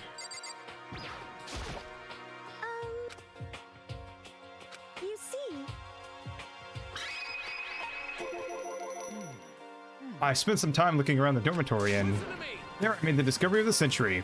I found that there was exactly one room for each person. Well, yeah, I figured that out before anything else. Each door already has a nameplate on it, so I guess all the rooms have been assigned already. And each room key was attached to a keychain with the owner's name etched into it. Which confirms that the room I was in earlier is in fact my room. And Chihiro and I found out that all the rooms are totally soundproof. The next door neighbor could scream their lungs out and you wouldn't hear a thing. Well, each room has also had a private bathroom, which could also lock. It looked like there were only locks in the bathrooms in the girls' dorms, even though our dorm was locked. How suspicious.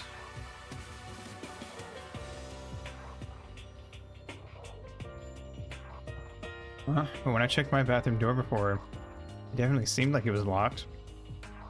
Weird, I should double check that later. Hey, come on. Okay, so they got a bunch of rooms ready for us. They're assuming we're gonna be here for a while. Well, better to have than not have, or better to have than have not. At least we don't have to worry about surviving like wild animals. That can't be all you have to report, can it, Mr. Honors Student? Got it. That's all for my report. Let's move on to whoever's next.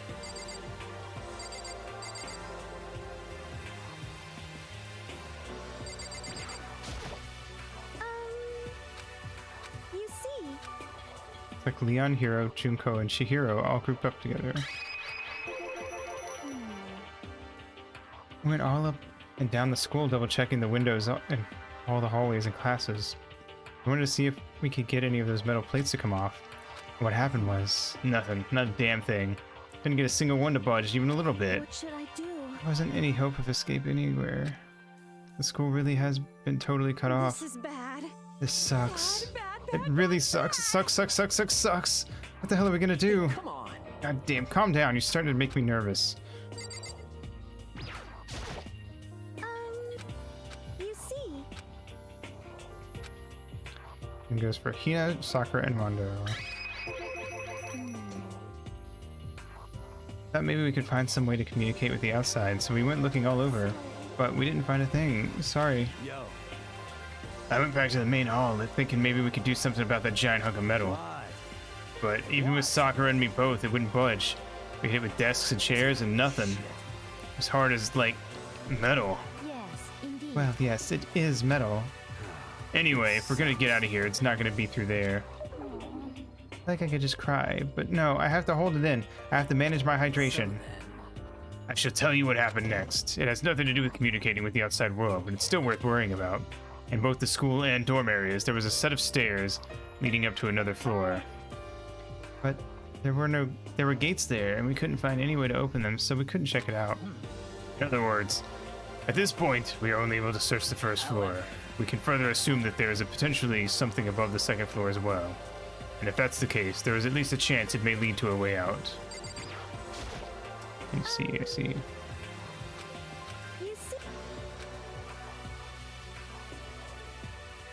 Thus, Toko and Hifumi were left over, so they joined up. Let's see. If I'm being honest, I can't quite say we acted as one. Rather, we did nothing as one. We spent the entire time in the gym. Most unfortunate. Honestly, we are not exactly the types to go running around a school like a gaggle of junior detectives. What's wrong with you? Oh, what the hell were you thinking, just sitting around in the gym the whole time? It's not like any of you invited me along. Nobody said, hey, come with us. I blame you for leaving me out. It's your fault. What the? If you wanted to go with someone, you should have just said something. Forget it. Like I want to go anywhere with a dirty slut like you. What? Your mind is as thin as your body. You make me sick to my stomach. Jesus Christ. Calm down. You don't even know anything about her. First of all. Second of all, you can't do nothing and then sling insults. You're putting yourself on the chopping block. I don't even know how to react. How can you say something so awful to someone you just met? Hey, come on. Alright, guys. Everybody just calm down, okay? All this stress is bad for your skin, you know? Yeah. Sounds like you two are so close now. You're fighting like sisters. I don't think that's what's going on, Sayaka. Hey, So, that's what they have to say, huh? Then I guess I'm the only one left. I went and had a look around the dining hall. I found a fridge in the back of the kitchen, and it was overflowing with all kinds of stuff. I guess we don't have to worry about food at least. Here, for now. But even with all that, there are 15 of us. How long can the food last? You can just eat sesame seeds or something. What am I, a parakeet? I don't think we have to worry about it. All the food gets restocked automatically each day. At least that's what Monokuma said. You saw him? Okay. Yeah, he came out of nowhere while I was checking the fridge, told me that, and then disappeared again. It was so fast, I can't believe someone could have been moving him around with a remote control. Weaponized toy that can just appear from anywhere. I can't tell if we're supposed to be afraid or not. But was everything okay? He didn't try to, like, eat you or anything. Eater? What do you mean by that? I mean, when you say eat, what kind of eating are we talking about? Sir. Please. No. Come on, man. What the hell, fatty? You act like some kind of sleazy drunk dude. Like this is a good kind of drunk dude. Hey, stop screwing around, all of you. Still asleep or something? We're prisoners here. We could all just die any second. Shit. She's right. Can't be making stupid jokes right now. We gotta do something or... Voice cut through the noise, interrupting Mondo. You're all spending an awful lot of time yelling and carrying on. Do you really think you can afford to do so? Have none of you accepted the reality of the situation? Kyoko, where the heck have you been? We already started the meeting without you. She didn't say a word. Instead, she just dropped a piece of paper on the table. Huh? What's this? It appears to be a map of Hope's Peak Academy. A map?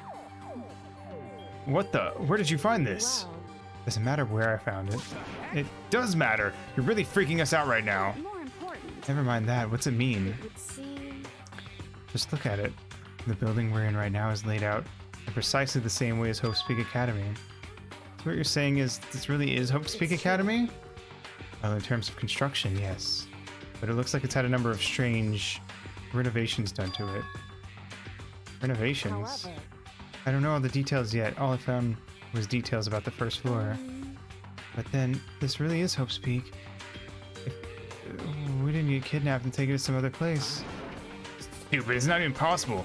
This is where the country's future elite is supposed to come and learn? But if this really is Hope's Peak, where are all the other students? Come on, guys, let's just stop talking about all of this, you know, negative stuff. Aren't you worried? Things don't look good. Worried? That's what's there to be worried about. I mean, this was all planned out, right? People in charge of Hope's Peak put all this together, right? Man, if I get stressed every time something like this happened, I'd have ectoplasm shooting out my mouth. Things come to those who wait, right? So we just gotta chill and everything will work itself out. what's your problem? Why are you laughing? What's so funny? I am just happy, that is all. It seems splitting up to investigate was a good idea after all. Haven't you been listening? Looking around was a total waste of time. We didn't find a way out. We didn't find who's behind this. We still have no idea what's going on. Oh. Huh? Is it not crystal clear to you what is going on? You okay with this? It is perfectly obvious that we have been imprisoned in some secret location with no way out. None of us had any response to that. We didn't want to accept that reality, but it was staring us right in the face. You didn't have to go and say that. I was just trying to not think about it. No way out. We're trapped here. What are we supposed to do? Very simple. If you want to leave, you just have to kill. Don't even joke about that. Everyone just calm down, please. We need to stop and think about what to do from here. Seems like... Gotta be something we can do.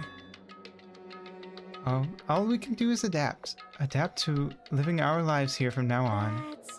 Live here? Are you saying we should just accept Do it? you understand? A lack of adaptability is a lack of survivability. Survival is not based on who is the strongest or the smartest. It comes down to who can adapt. Actually, As someone who has come out on top more than once, I have a suggestion. What? Huh? What do you mean? We all understand that we are trapped here, which means we will be spending the night. However, you all remember the rule regarding nighttime, right? Starts at 10 p.m. and goes to 7. If you sleep anywhere else, you get punished. let's see. So regarding the nighttime, I think we need to add a rule of our own. What do you mean? Going out at nighttime should be prohibited altogether. School regulations do not actually tell us to go out at not to go out at night. I would like to make it official. But why? Are you okay with The way this? things are now, every time night comes, we will all start to get worried and anxious.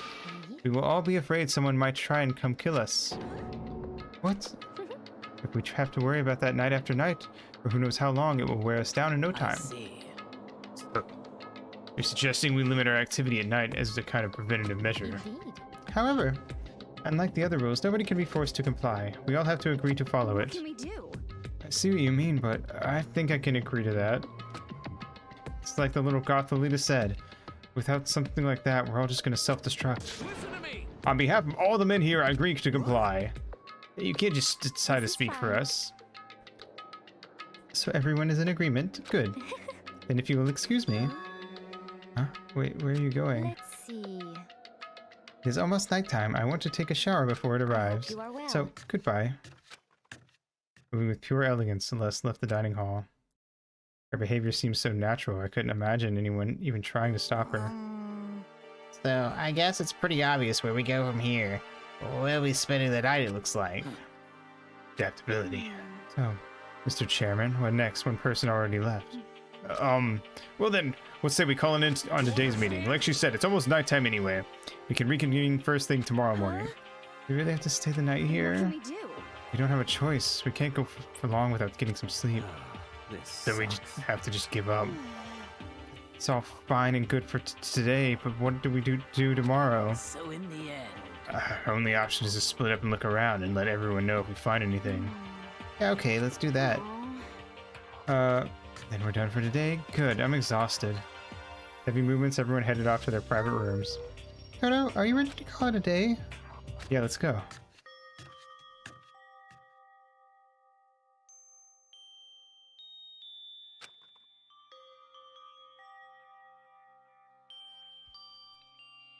This is really where I'll be staying for the foreseeable future? Oh, that's right, I should check the bathroom one more time before I go to bed. Only the girls' bathrooms should have locks on them, right? Alright, let's open it up. It's no use, it really is locked.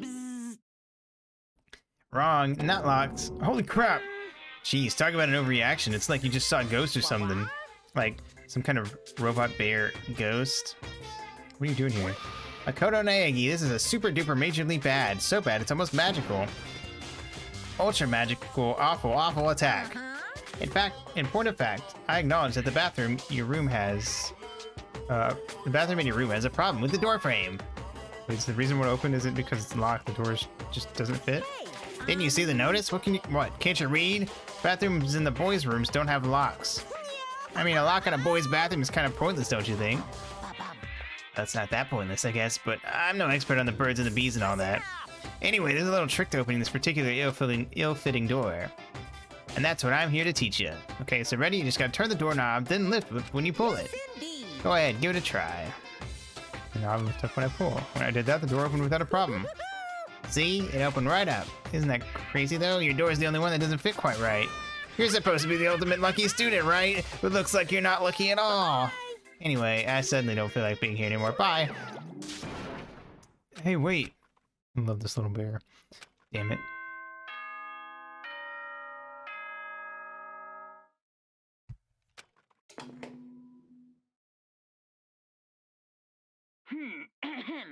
This is a school announcement. It is now 10 p.m. As such, it is officially nighttime. Soon the doors to the dining hall will be locked, and entry at that point is strictly prohibited. Okay then. Sweet dreams, everyone. Good night.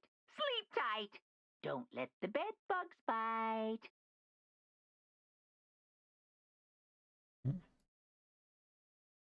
Okay.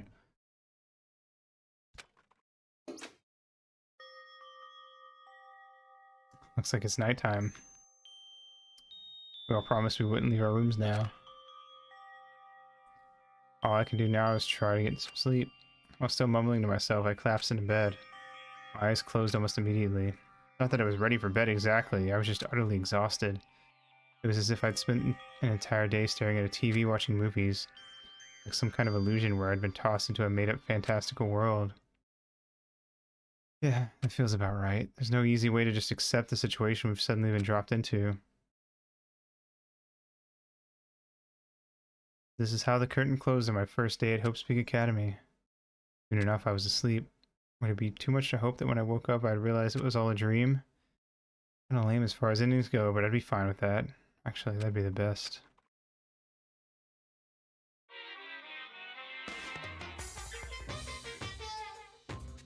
Hello. In any normal school, Mr. Monokuma would be a kind teacher, but when I think about what's coming up, I'm just so full of pride and joy. Our ceremony earlier today was absolutely splendid. Thank you all very much. Remember that you're all students of Hope's Peak Academy and strive to refine your ideals. To you, I will send you all off into a new tomorrow.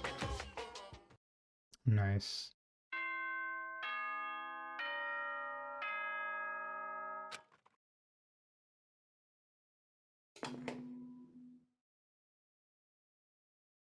Good morning, everyone! It is now 7 a.m., and nighttime is officially over. Time to rise and shine! Get ready to greet another beautiful day! Apparently it's morning, but thanks to the total lack of windows, there's no way to know for sure. Anyway, what should I do now? Maybe I should go find Sayaka and we can figure out where to go from here together. She did say she's my assistant now. Okay, it's decided. I'm gonna head to her room. The new-founded determination, I left my room. Alright, I'm gonna take a pee break here. So, BRB.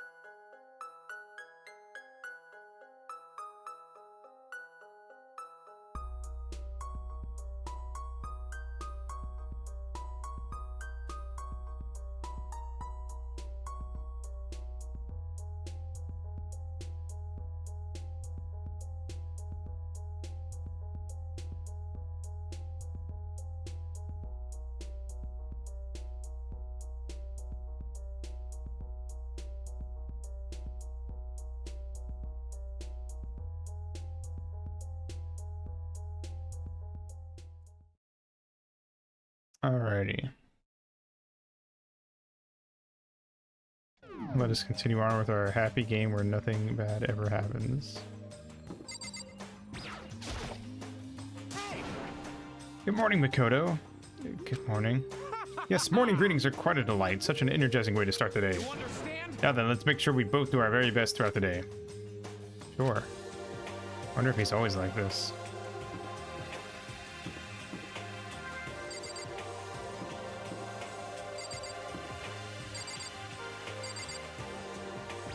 For the gulpies. What about next to the door? I guess I should use that.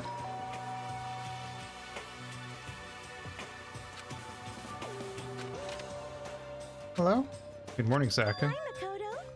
Oh, Makoto, perfect timing. Huh? Listen. I have a favor to ask. Favor? Just getting ready to head out. If it's okay, would you like to come with me? Maybe we could talk. Yeah, sure, but where are you headed? Oh, I've been thinking that there might be something around here I could use for self-defense. Self-defense? Well, I mean, whoever's keeping us here could show up and attack us anytime, you never know. Whoever trapped us here. Whoever presented us with rules for murdering each other. Whoever put us in this insane position, she's right. We never know when they might attack.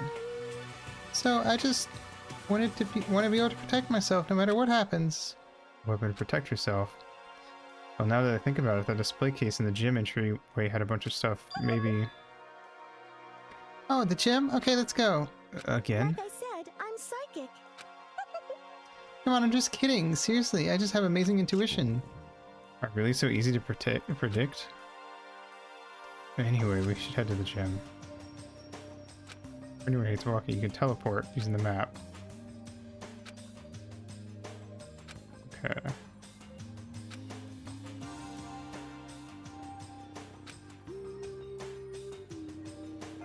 You have to teleport inside the walls. There's a chance you might get lost forever. I think you heard the stretch.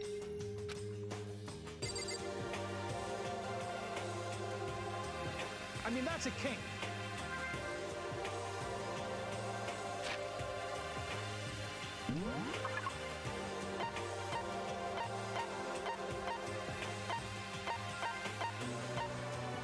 It was complicated. I feel like it's easier to just walk everywhere.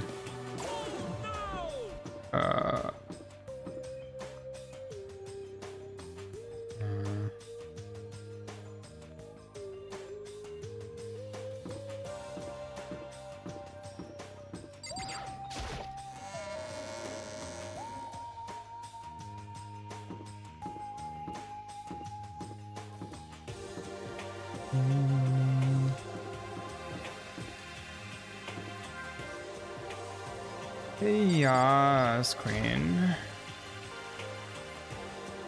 I'll go together with those two. These other two, quite a combination. What's your problem?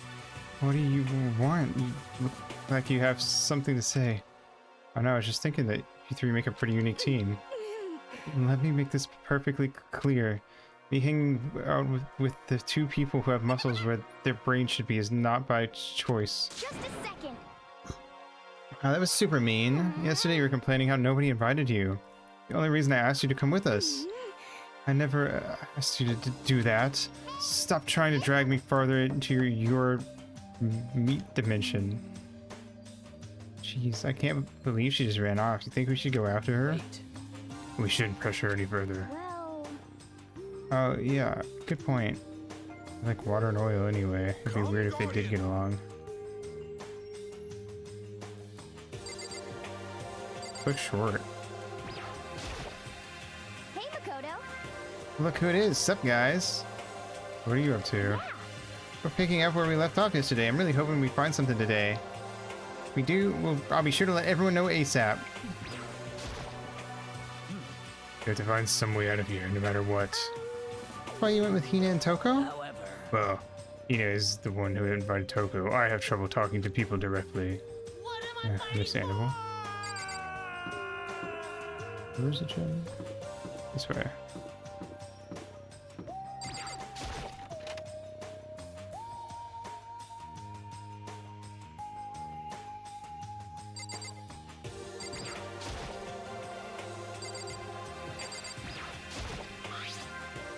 Is this a sword? I don't know. I think it's just a replica. So it's pretty impressive. It's completely covered in a gold coating, but... Jeez, I barely touched it and I got that gold stuff all over my hands. The glitter. Oh, you're right. Your hands are totally gold. Even just for self-defense. I think it's a little... No, it's still better than nothing, I guess. Take it with you. It might help liven up your room a little. Think so? I guess you'd better be careful taking it back. You should wrap it in newspaper or something. Just like that, it's been decided. I don't see anything I could really use for self-defense. Hey, don't worry about it. It's not like you need it right away, right? Plus, if anything were to happen, when the time comes, I'll protect you. You'll protect me? Thank you for saying that. Got you on my side. I guess I don't need a weapon after all. Yaka giggled as she said that. A mysterious smile. I can tell it comes from the heart. It makes me feel at ease. When I look at her, I honestly feel like I can do anything. Okay, we can stop looking for a weapon then, but as long as we're here, let's hang out a bit more.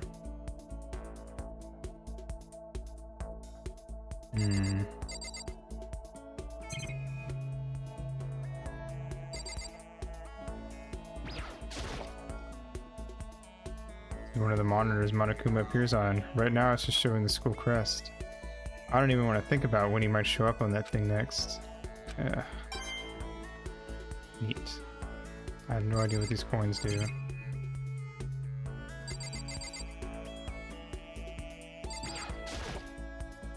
Surveillance camera. The cameras can see us even here.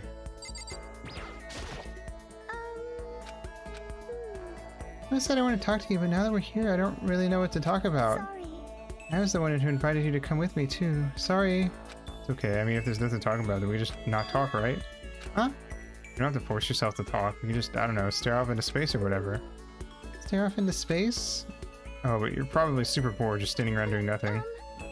It's not that it's boring, it's just I've never really done it before. I don't have a lot of time to just do nothing. I guess that makes sense. You're not a normal high school student like me. You have tons of stuff to do every day. Listen. Yeah, this is kind of out of nowhere, but Makoto, do you have a dream? Well, what about you, Saka? What's your dream? I'd love to hear. My dream is... I always wanted to be a star, as long as I can remember. I grew up without a mother, you know, and my dad worked really late every night. I was always home alone. I was just a kid, you know, so I was really lonely, but that all changed when I saw a pop star on TV for the first time. She was so pretty, like a princess, and she could sing and dance. More than anything else, there was her smile. Looking at her smile, I could feel my loneliness melting away. I decided that's what I wanted to be someday. I wanted to give that kind of encouragement to others. Eventually, that became my dream. So amazing, though. You were able to actually fulfill your lifelong dream. Honestly, it's really incredible. I did whatever it took to reach that dream. I mean, even some things that weren't so pleasant. Huh? You see? I honestly believe that as long as you keep chasing your dreams, someday they had to come true. But to do that, you can't take your eyes off your dream, not even for a second. Even if sometimes it's a bad dream, whether you're awake, whether you're asleep, to make your dream a reality, you have to keep your gaze fixed on it no matter what. In that world, if you lose focus for even a split second, you get left behind. You have to keep on swimming against the current without even taking time to breathe. That's the kind of world my dream lives in. Is it really that tough? Is it not fun at all? Oh no, don't get the wrong idea. It's super fun. But that's exactly what scares me. Huh? I enjoy every single day I wake up and get to do what I do. Everyone in our group is amazing. We're rivals in a way, but they all mean so much to me. We've been performing together since we were young, so they're all like family to me. Without them, I would have given up on my dream a long time ago. Work together and fulfill our dreams together. It's brought me so much happiness. That's why. That's the thing that scares me the most. The world gets tired of us, and what happens? What happens to us? Then the dream dies. Those wonderful days come to an end, and everyone goes their separate ways. Saga. Trembling. She must be terrified. She works so hard, sacrificed so much to get where she is. She must be terrified of losing it. That's the reason I decided to come to Hope's Peak. Huh? What do you mean? Well, they say that if you graduate from here, success is basically guaranteed. It means I can keep on performing with my best friends forever and ever. At least that's what I thought. I really did believe that, but now we're trapped here with no way out. They're probably waiting for me. While I'm in here, the world out there is forgetting about me. Minute by minute, we're all disappearing, but still. Sayaka? I can't afford to be stuck in here! That was the first time I heard her cry out from deep within herself. She sounds desperate.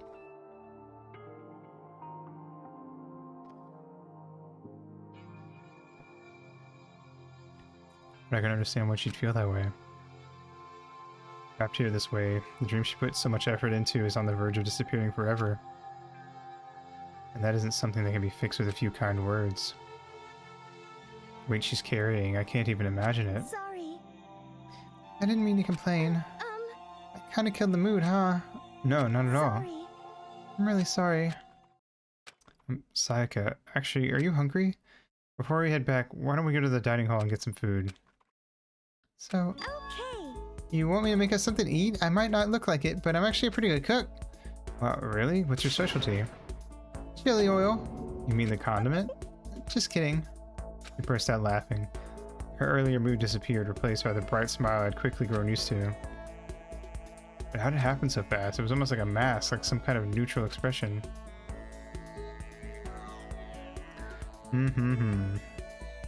Anyway, we headed to the dining hall to get something to eat before returning to our rooms.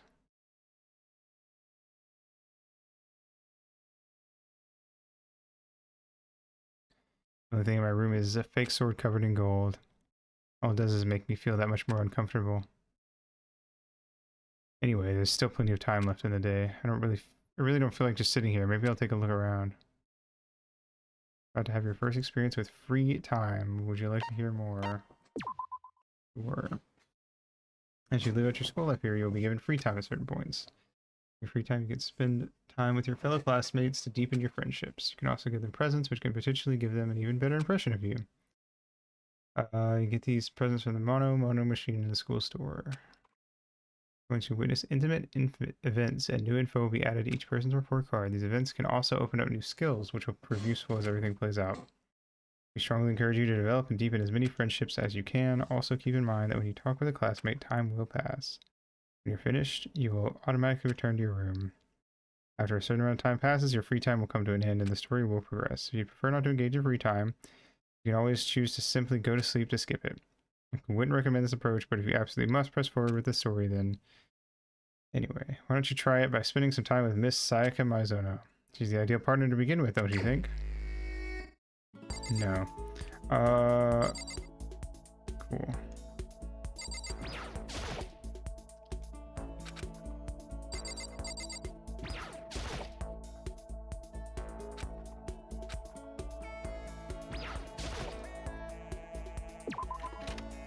All right.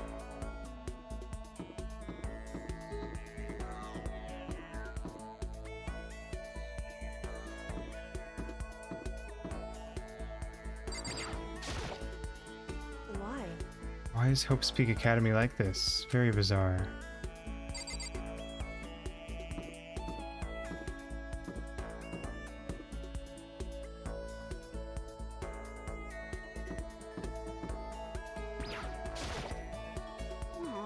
Being stuck in here is like totally disgusting.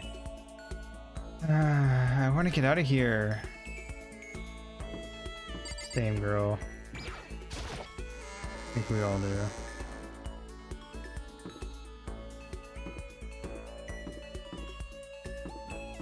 Where's the mono machine? It's a store. Here we go.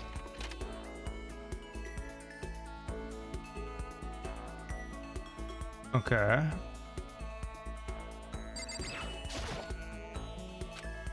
If we turn the knob, a prize will come out. Give it a shot.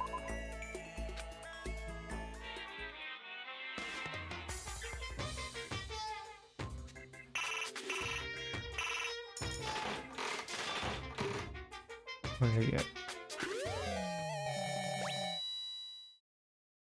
What was that?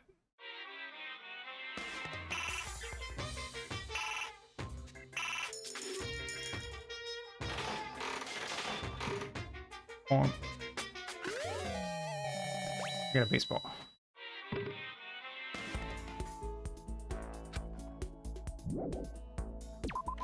Okay.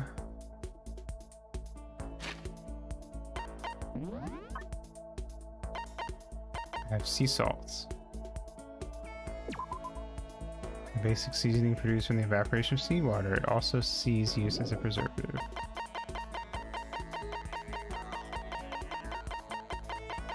There's so many fucking presents, holy shit. Mr. Fastball. A baseball-shaped velocity measurement machine. Throw it to measure your speed, but don't throw it at the wall. Interesting.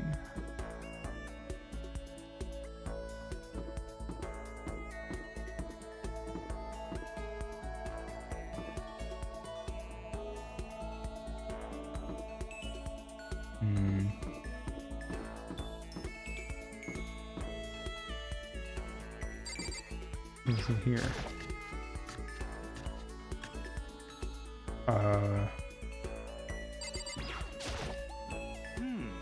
I'm busy here, man, looking for an exit. That sound convincing? I'm totally just slacking off. I'm sure we'll get out of here somehow.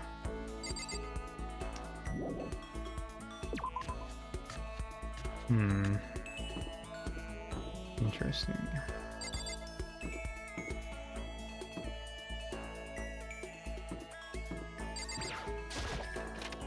You wanna hang out in here?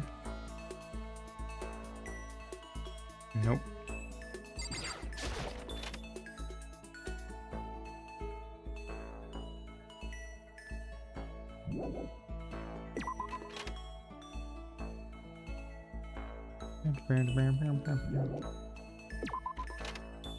Alright. Oh, hey there.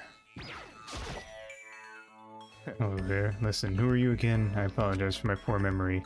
It's so hard to remember things I don't care about. Alright, Dick. Fuck you. I don't like you.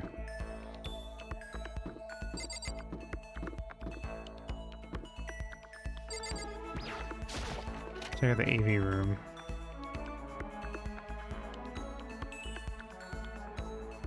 What's up? Hey, listen. Seriously? We're seriously trapped in here? You guys are not... You have nothing interesting to say, do you?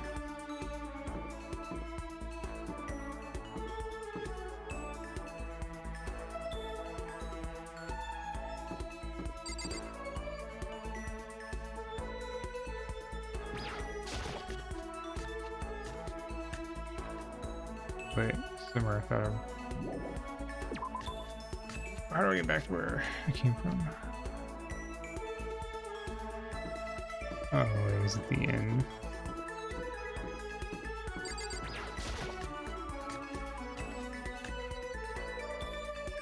Yes.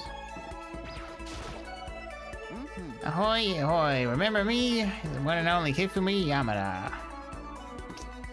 Wish I didn't. Alright, I guess we'll go hang out with Popstar.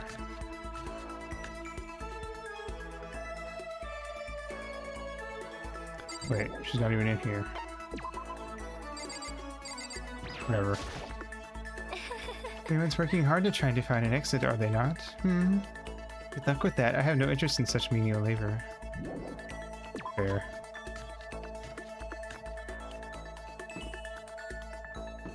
Where's our girl at? Somebody doing laundry?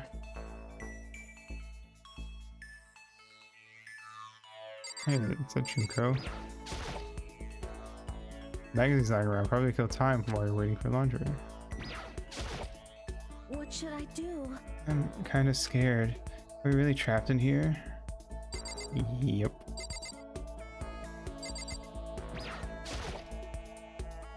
Vending machine. It's always nice to have a drink while your laundry gets done. Neat.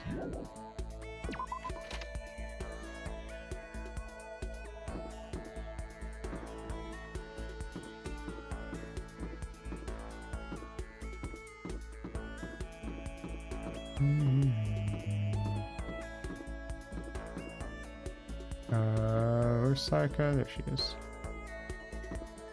We're right next to each other. You press the doorbell. Listen.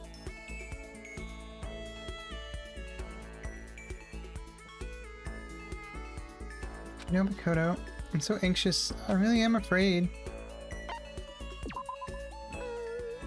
Are you gonna try to cheer me up? Sorry for making you take time out of your day like this. My best to comfort Sayaka. Sayaka and I grew a little closer today. Not really, no. Makoto, do you think you can make time for the two of us to talk? What's wrong? Why are you being so formal? Well, it's just, I guess that was kind of formal, but just because I know I can count on you, huh? Having you by my side really makes me feel a lot better. You weren't here with me, I just don't know what I'd do. I'd be lost. I hate that we had to meet again under such awful conditions, but I'm relieved you're with me. Sayaka. Standing here face to face and hearing her say that, it's nice, but kind of embarrassing at the same time. I know how you feel. You being here is what saved me. Really? Thank you for the flattery. That smile. Mysterious smile that softens my heart. I really wasn't flattering her. That smile saved me. But it's kind of strange, you know? I never thought I'd get a chance to really talk to you like this. All through middle school, you never talked to me. In fact, you never even looked at me. Because you were like a celebrity, I couldn't just go around staring at you. Wait, how do you know I never looked at you? Hey, Because I looked at you all the time. Huh? I was always looking for an opportunity to talk to you. You wanted to talk to me? But since I always had so many people around, we ended up graduating without saying a word. That was one of my biggest regrets. But why me? Do you remember during our first year of junior high, that huge bird wandered into the school pond? Actually, now that I think about it, I do sort of remember something like that. Death flag, death flag, death flag, death flag. Standing in the corner, chanting death flag. It's like kind of a fairy tale. The turtle once every million years. That bird once every 1,000. A huge bird wandered into the school pond during our first year of junior high. I think it must have been... a crane? Are you shooting refuting? We haven't gotten to any of the trials yet, so no. Not yet. I don't know if we'll get to that tonight. But I'm doing my best. Also, how you doing, Burner? It was a crane. Or it was a crane. It just walked right into the pond. okay. That's right, that's what it was. It was so big the teacher had no idea what to do. But you let it into the forest behind the school. You helped it find its way out. Oh, only because I was already in charge of taking care of the animals at school. They made me do it. You see. I should have said thank you then, but is it okay if I do it now? Nice. Hope your iron lunging was fun. Thank me. I'm that crane you see. I've come to return the favor. Here, let me make you a cloak. Just kidding. Yeah, I kind of figured. Honestly though, I was so impressed. I always wanted to talk to you even just once. I never imagined this would be how I got my chance. Yeah. We might again in a train station somewhere. Downtown. That'd make for a nice dramatic reunion. I see. I don't know anything about Iron Lung. Okay. That's fair. I kind of am the same. Nothing gets to me anymore, I feel like.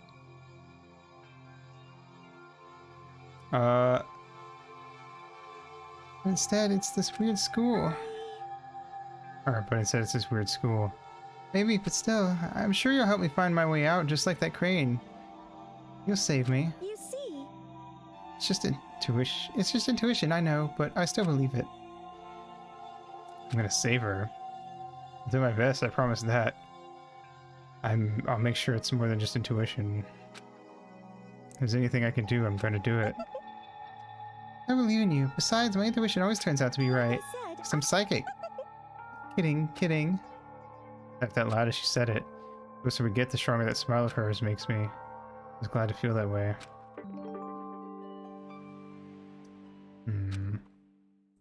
Unlock the skill Melodious Voice. Give yourself a pat on the back. You earned it. Once we were all done, I headed back to my room for a little while.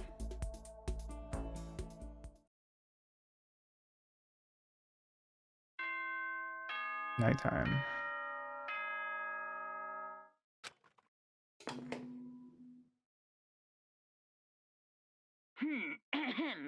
This is a school announcement. It is now 10 p.m. As such, it is officially nighttime. Soon the doors to the dining hall will be locked, and entry at that point is strictly prohibited. Okay then. Sweet dreams, everyone. Good night. Sleep tight. Don't let the bed bugs bite. What is this, France? Today's already come to an end, but I swear tomorrow I'm gonna find some kind of clue. I swear. And nothing bad happened at the end. As my eyelids began to slide closed, the conversation I had with Sayaka that morning began to replay. In a way, it's almost frustrating. Even if I understand where her desperation is coming from, I can't share in it. The pressure she's under is way different from anything a normal high schooler like me goes through. She didn't just stumble into this school the way I did. But I can't say I feel things the way she does. Compared to her, no. Compared to everyone else here, there's no doubt I just don't match up. I guess that might explain my own frustration.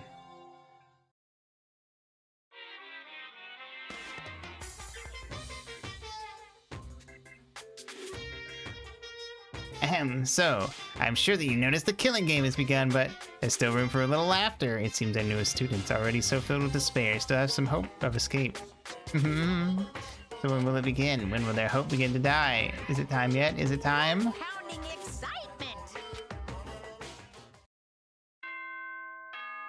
See, nothing bad happened.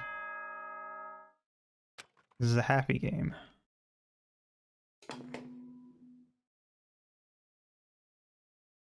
Good morning, Nice glass of wine, asshole. It is now 7 a.m. and nighttime is officially over. Time to rise and shine. Get ready to greet another beautiful day. Morning has come. What should I do today? Joe Mama. Okay, let's walk around and see what's up. Anyone got anything interesting going on today? What is this? Trash. Oh, we can't really get to it. Can you get inside? The gate's in the way. Fair enough. We're not allowed to get cardboard boxes. It would be too powerful. Let's go hang out in the boys' room.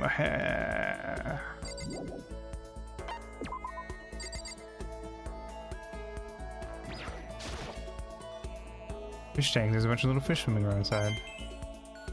Nice. I got another coin. I'm sure there's a guide online for how to get every single coin.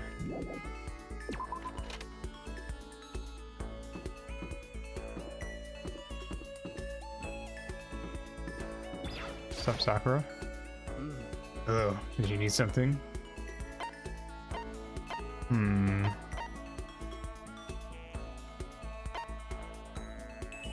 Yes. So then. I just got in exercising. Now would be a good time for a break. We'd like to get something to drink and talk for a bit.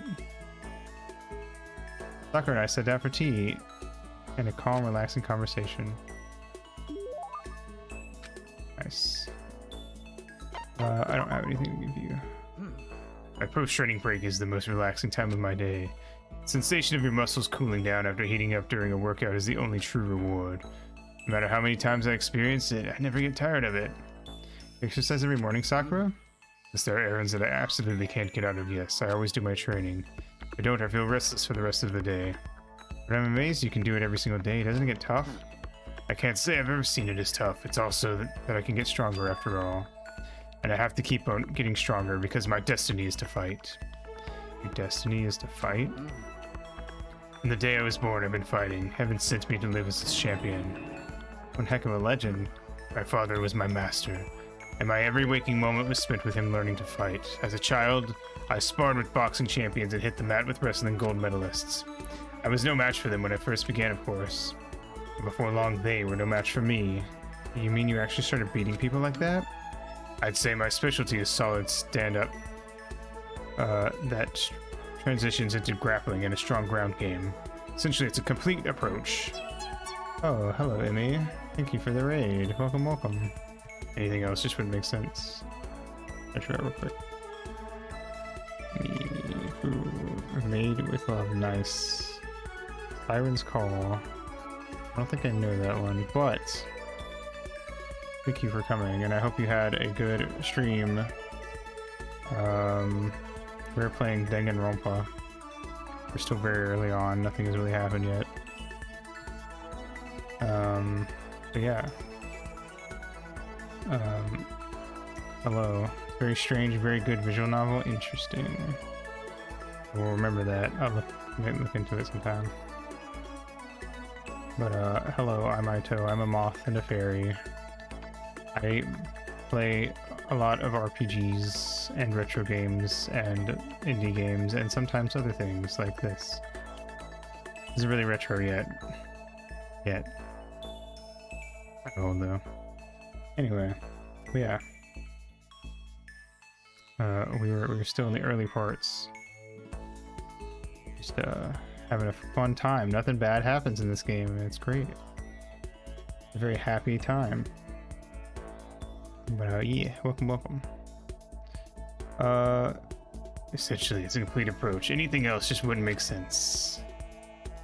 You only become the best by reaching the top of each discipline and fusing them all together. Stand-up fighting, grappling, and a strong ground game. That could only be... I don't know anything about martial arts. Ah! Cute romance game where no one gets hurt or anything. Yes, exactly. Mixed martial arts? You're basically a mixed martial arts fighter, right? Of course. That's right. It's the most effective real-world fighting style, which is why I chose it. I don't want to just be the best in competitions. I want to be the strongest human on Earth. Okay. So Saitama. I've seen the anime for this and the second game, but I've never played the games, and I wanted to play the games because I know that they like you get more character stuff in the actual game. I wouldn't bet against you, that's for sure. But aren't you already the best? No, not yet. There's still someone I have to surpass. Really? Till I can beat him, I'll never become the strongest. I mean, there's someone out there stronger than you? Maybe I'll tell you about it another time, if the opportunity presents itself. Sakura didn't make a sound as she left. I honestly can't believe there's someone out there stronger than Sakura. Even if they're real, can they really be human?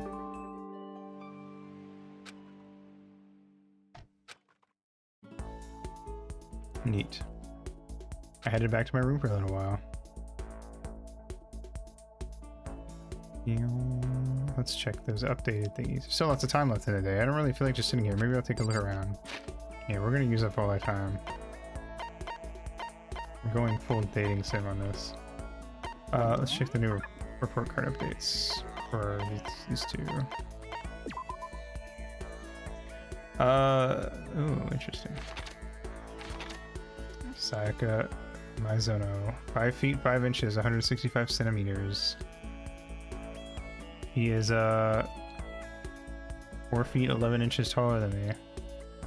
108 pounds, 33 chest. Why do I know her chest size? Special ability, ultimate pop. The thing I remember about Makoto most from junior high was when a crane got stuck in our school pond and he helped to get it free. I always wanted a chance to talk to him after that. So Melodious voice. Chest 51 inches of pure fucking muscle. 6 foot 4 inches. Goddamn. 218 pounds. I'm well trained in martial arts. My goal is to claim the title of the strongest human on Earth, but I am all too aware of those who stand in my way. Skills, max SP +1. Neat.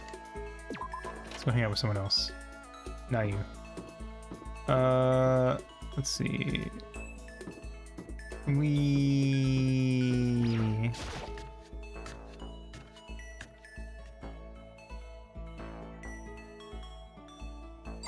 I don't like either of you.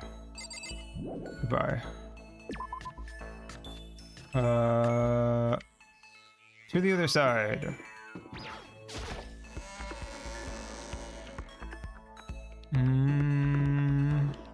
Did we hang out with Celeste?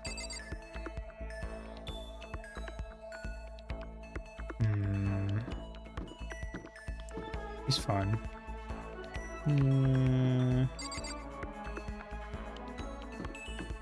But I should prioritize the characters I like the most.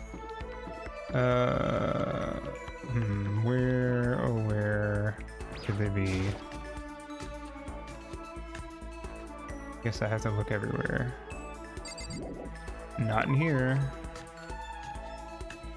Oh, I should go to the store. Actually, I have a coin.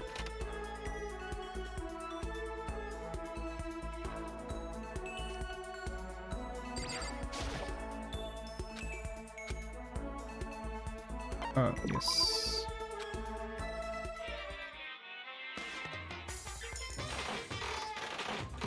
What did I get?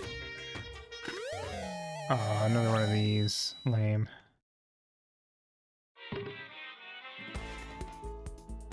Should save up more coins.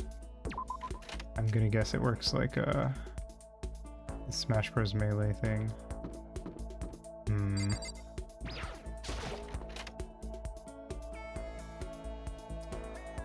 Can't find my faves, then I'll hang out with Celeste. I want to try. Celeste. Let's check classrooms, I guess.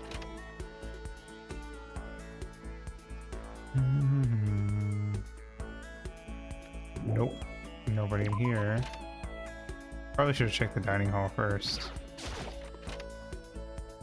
TBH. This blackboard belongs to us now. Secret Beauty. Yuki. Let's go to the dining hall. Where? There's like a bath too. I forgot about that. Can't get in yet. Hello.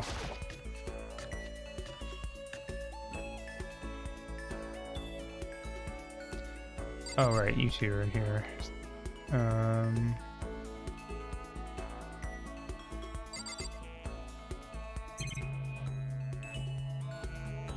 I go in there? Anyone in the kitchen? You are. Okay. Maybe I can go to their rooms. They're not out and about. Oh wait, I should check the laundry. I haven't been in here today. I'm sure everyone moves around depending on... Oh, hello, Junko. And you.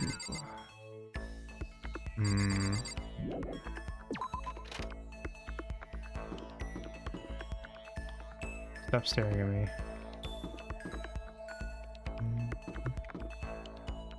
Yakuya, Junko, Oko, Chihiro. There we go. There's one of the people I wanted to find. Chihiro! What's going on? Yes. And then if I have time, we're gonna go find Kyoko. You're right.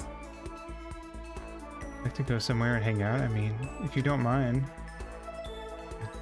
I hung out with Chihiro for a while. Yay! I don't have anything Chihiro would like, sadly. No. What's wrong, Chihiro? It hurts. Huh? Did you get hurt, Chihiro? You know?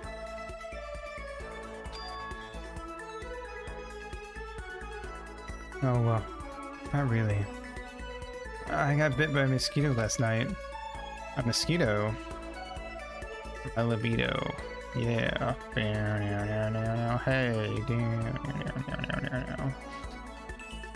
I figured something serious had happened since you were saying how it hurt. Huh? Did I give you the wrong impression? So sorry. You don't have to apologize. It was my own fault. But you said it hurts. Did it really bite you that hard? Yeah. See? Look. She held her arm. The huge red bump stood out clearly against her pale skin. Holy cow! What should I do? It's way past itchy now. It really hurts. Why is it so big? Did it bite you while you were sleeping or something? You're wrong. Oh, no. I was awake. But you didn't notice? No, I noticed, but what? No? I felt it bite me and I looked down at it. But it didn't do anything. I just sat there and watched it suck my blood. Just watched? Why didn't you smack it? Because that would have killed it, right? Yeah, but You know? must have been really hungry to suck that much blood. If it was that hungry, it would have been really sad not to let it have anything. But it's just a mosquito. Mosquitoes are living things too, though. It might have its own mosquito family. Sorry, I know that's dumb. No, really, you don't have to apologize, but don't go scratching it, okay? That'll just make things worse. But what if it gets so itchy I can't take it? Well, in that case, just take the tip of your fingernail and brush it into the bump. Push it into the bump. That'll help. Wow, I had no idea. You're so smart, Makoto.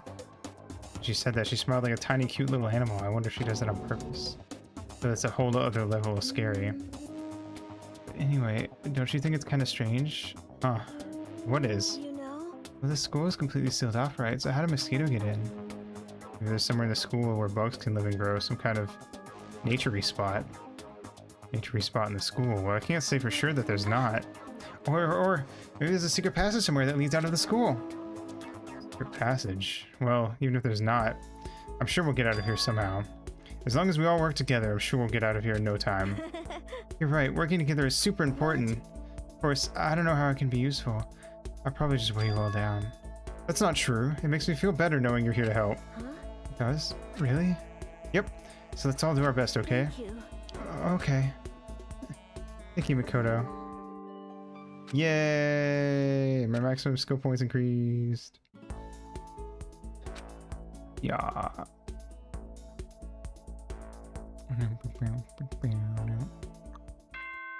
Ding dong ping pong. Ah, we need to see Kyoko today. We'll hang out with Kyoko tomorrow. If Kyoko even hangs out with us, honestly. This is a school announcement. It is now 10 p.m. Mm-hmm. As such, it is officially nighttime. It sure do be. Soon the doors to the dining hall will be locked, and entry at that point is strictly prohibited. Okay then. Sweet dreams, everyone. Good night. Sleep tight. Don't let the bed bugs bite. The third day here has already come to an end. When will I... No, we... When are we gonna get out of here?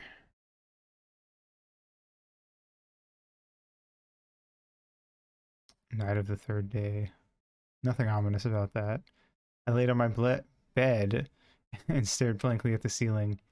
Before I knew it, I'd fallen into an uneasy sleep.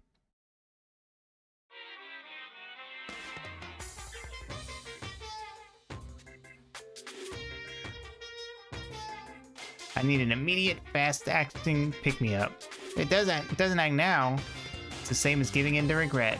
What do you think guides the world? Speed, of course. That's why Formula 1 drivers are so popular. Any idiot can accomplish something if they take it slow. Even a human piece of excrement could create a masterpiece if they spent their entire life on it. Someone who does things in a timely fashion is both wise and admirable. Straight is better than a curve or an angle. What's that supposed to mean? Freestyle is better than the backstroke or breaststroke. Drive-through is better than sit-down. A Sunday comic artist is smarter than a graphic novelist. What I'm saying is, speed is the gold standard of the standard world. I said I need that pick-me-up. Meanwhile, 0.000002 seconds later.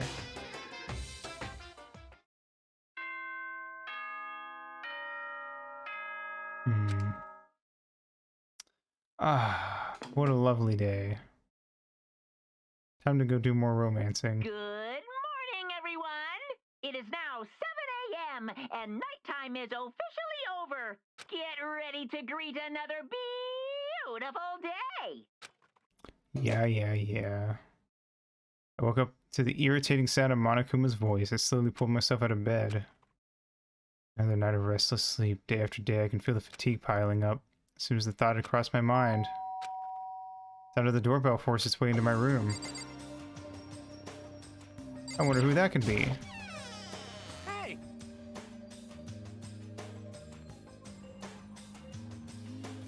Fantastic morning, isn't it? Taka? Now then, I feel pardon the interruption. Now waiting for a reply, Taka barged into my room. What's up, Taka? No matter how intensely the stormy seas may batter me, I will not fall as long as my feet are firmly planted. You agree, right? I'm not sure I understand. And if you can't do it alone, just find someone to support you and you can support them back. That's how you can overcome any storm.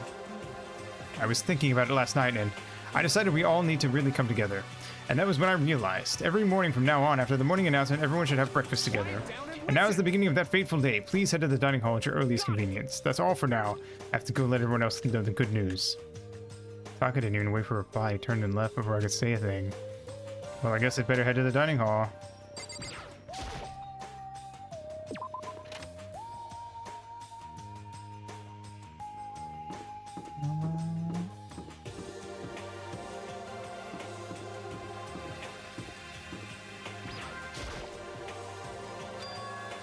Toko? What? I was just wondering what you're doing here. You should probably head to the dining hall, right? I know. I just need to prepare myself mentally. Prepare herself? What is she talking about? I'm so nervous. What's she so nervous about? Nothing weird, I'm sure.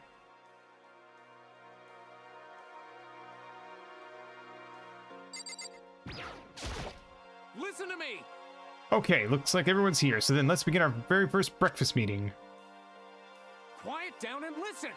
Everyone, thank you for making time in your busy schedules to come together. I don't have time for shit. You dragged me here. I know I already mentioned this earlier, but in order to get out of here, it is essential that we all cooperate with each other, and the first step is the breakfast meeting to allow us to become friends and build trust. So from now on, let's all meet here in the dining hall every morning after the morning announcement. Now then, let's eat. You want me to eat breakfast with other people? I've never done that before. I'm not sure. Yeah, it's been a while for me too. Anyway, did anyone happen to come up with any clues? Silence echoed throughout the dining hall. Nothing at all? Anything? Anything. It can be about how to get out or who's doing this. Nobody has anything? You okay with this? You are going to die. Huh? Do you understand? You can't stop yourself from showing weakness in front of others. You will die. Stop it! What the hell? Don't even freaking joke about that. I am not joking. Adaptability is survivability. Did I not say so? So you'd better hurry up and adapt to your new life here. What the hell is this? Gone completely insane? Adapt to my new life here? Do you have any idea what you're saying? What? Yeah. What? Excuse me. Sounds like this girl wants to live here. And hell, more power to her, but shit. Piece of shit! No way in hell am I living here. I'm getting out of here. And I'm getting out of here. I don't give a shit. Sure, feel free. Okay, so nobody has any clues? One thing I can tell you is, who's behind all this? Someone who's totally weird and messed up. Why else would we be trapped in here in the first place? Well, sure, it could be something like that, but for right now, actual clues are... what's up?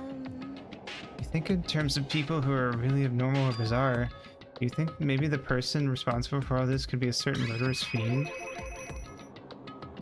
Murderous fiend. Shahir, do you have some idea who might be behind all this?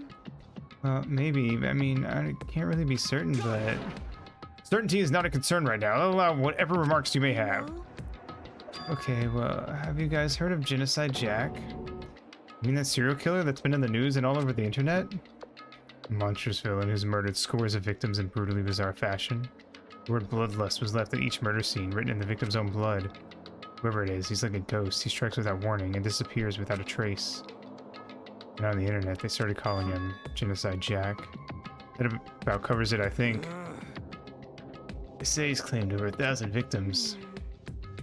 Which is an urban legend though, right? I mean, even like 10 people would be totally insane. Anyway, whoever Genocide Jack really is, he's obviously some kind of super crazy killer. And he really is this ultimate psycho. I wouldn't be surprised if he put together something like this.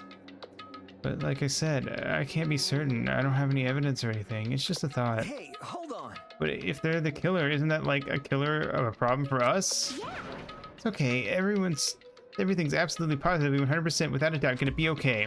Because help's gonna be here soon, I'm sure of it. Huh? Help? You've been stuck in here for a few days already, right? Nobody's been able to contact us, so I'm sure they're getting worried. I bet they called the police already. What's this? Police? You're putting your faith in the police? What are you doing here? Guys. Seriously, do you understand what role the police exist to fulfill? All they're good for is being a foil, playing against a villain or anti-hero or evil organization. The bad guys come along and destroy them, and that shows just how badass they really are.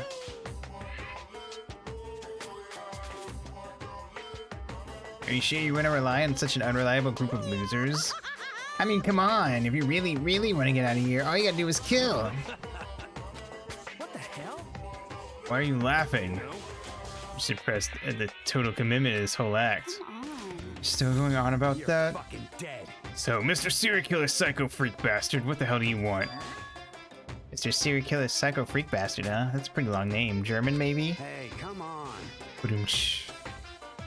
You know who you really are? Maybe if I ignore him, he'll just go away. Son of a Hey, don't ignore me, asshole. Okay. Let's get back to business. Your life here has already begun, and a couple days have gone by, and nobody's killing anybody. Thought you kids were lazy and selfish, and here you are working together, but I'm totally bored. There's nothing you can say that'll make us... There's nothing you can say that'll make us start killing each other. Wait, I think yes. Ding, ding, ding. I figured it out. Words. All the mystery ingredients are here. Right people, right place. So why hasn't anyone killed anyone yet? But I couldn't understand, but I just realized there was one very important piece missing. What do you... You want to know? I'll tell you. It's a motive. It's so simple. I just have to give everyone a motive. fucking around. Motive? What the fuck are you talking about? Oh, by the way, there's something I want to show you guys. Son of a bitch. Stop changing the goddamn subject. I have a little video I'd like you all to see. Oh, but don't worry. It's not some pervy adult video or anything. Seriously, it's nothing like that. It's a special video for each of you showing what's going on outside the school. Outside the school? What are you talking about? Oh, Master's so impatient today. Why don't you just watch it and find out? Here in the school, it's a specific place you can go that has everything you need to watch the video. Right, then we can go watch the video right now. But before we do that, I'd like to know, what are you? Why would you do something like this? What do you want from us? What I want from you? Well, if you must know, that's all. Well now. You want to know more than that? You have to figure it out for yourselves. Do whatever you need to uncover the mystery hidden within this school. I won't try and stop you. To be honest, it's entertaining as heck watching you guys search so desperately for answers. So I guess I want amusement from you too. It's gone. And once again, he left before we could find out anything useful. Is that right? Really, I think we learned something very useful. There's no intention of standing in the way of our pursuit of the truth. Interesting. However, Perhaps, but what about the video you mentioned? Very curious to see what's on it. It's true. Same here. Okay, so... Mondo started glancing around the dining hall, but when his gaze landed on me, he Hell stopped. yeah. Hey, Makoto, check this out for us, would you? Why me? Yo. You're the closest to the door. That's the rule, right? Rule. Jesus Christ. Hey! Stop fucking around. You see how passionately I'm begging you? What's the big deal? Just check it out real quick. Okay, I guess I'll get going Hell then. yeah. Awesome, thanks. I owe you one. Hey, Kono's going. I'm going with him. It's not safe to walk around this place alone. Yeah, sure thing. Then we're counting on the both of you. If anything happens, just tell and I'll come running. Or yell. Can't read. Can't decide if Mondo is really dependable or completely terrible. Yeah, I'd have to say he's kind of both. He's not exactly a bad person, but I definitely can't say he's a good person either. Then, where's this specific place Monokuma mentioned? It must be somewhere you can watch DVDs, but... The place to set up to watch DVDs, then. The AV room.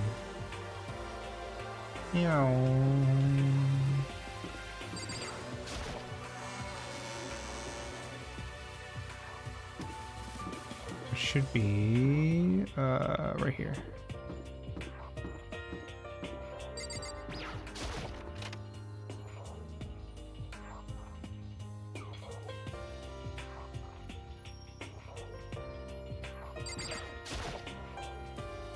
Something inside this cardboard box. Metal Gear. It's a bunch of DVDs, and each one has a label on it with someone's name. Must be the video for each of us he mentioned. hold on a second. I better go tell everyone. She just ran off. I didn't follow after her. I just stood right there where I was. The DVDs in front of me had robbed me of all awareness. I was rooted in place. I think I see something.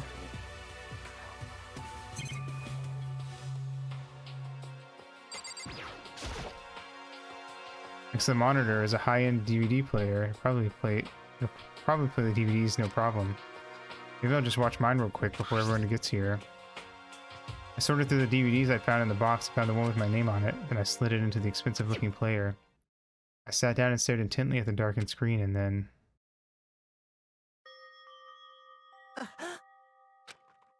I yelled out without realizing it. My heart started racing.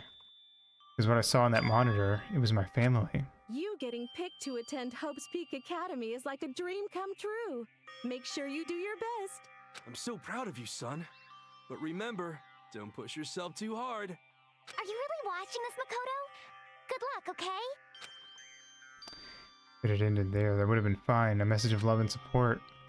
After leaving my family behind to attend Hope's Peak, it would have given me hope, given me strength. This was a normal school. I would have been happy, if a little embarrassed. With my family's support to rely on, I would have been motivated to do even better. But here and now, it was totally different.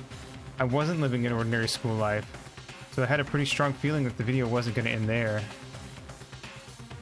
I hated having that feeling, but turned out I was absolutely right.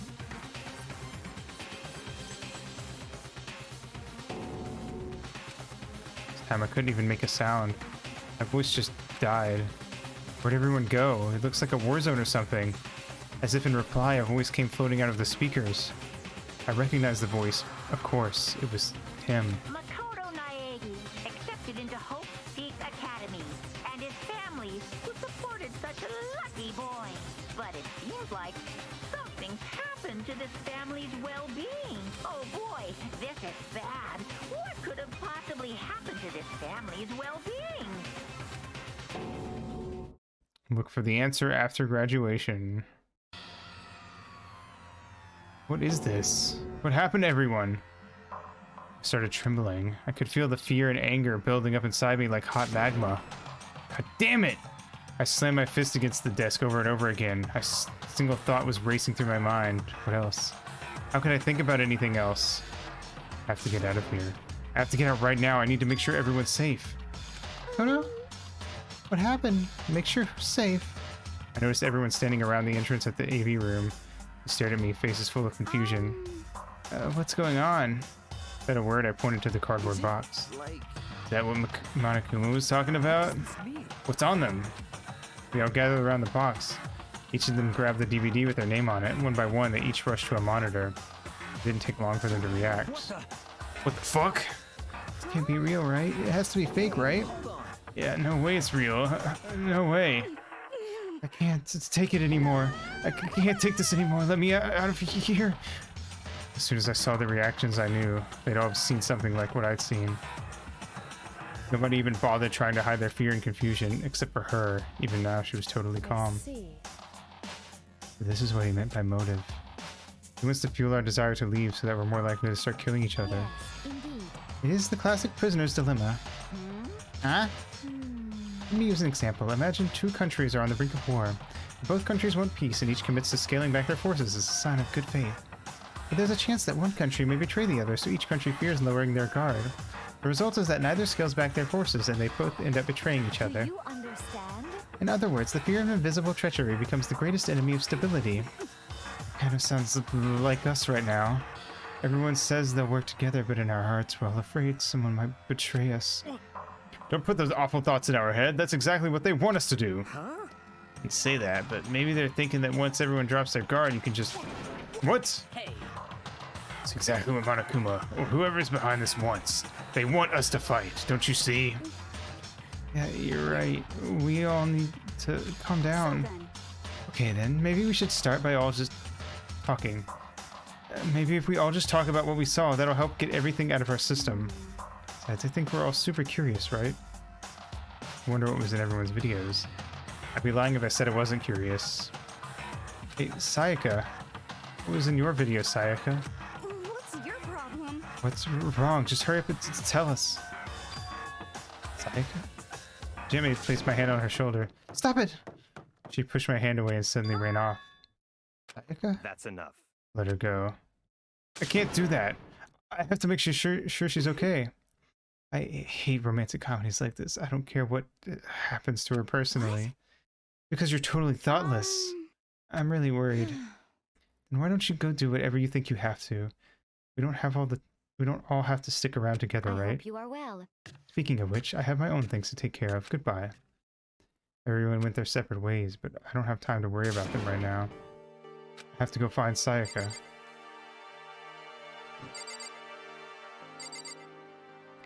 But first... Hey, Makoto, these videos are some kind of hoax, right? Right? I want to think so, but what the hell, man? This all is one big lie. It has to be.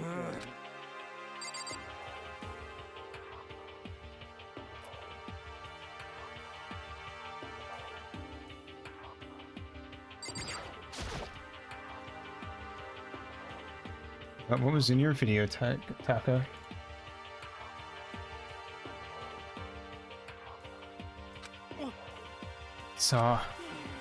Sorry, it's gonna take me some time to figure out how to put it into words.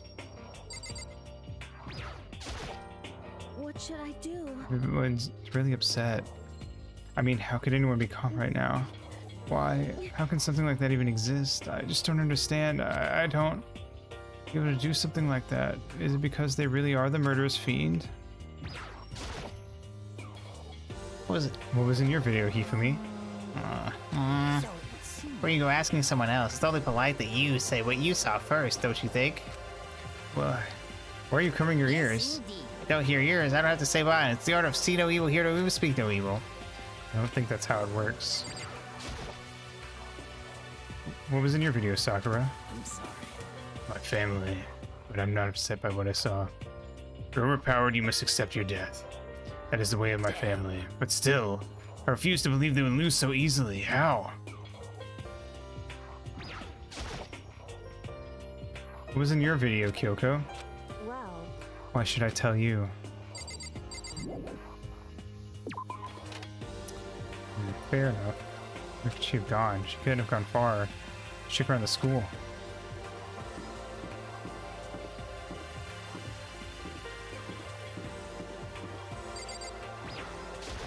Would you check the boys' bathroom? Wait, this is a different boys' bathroom. Nothing to... Oh, there's nothing to click on in here. Weird. I thought there'd be something.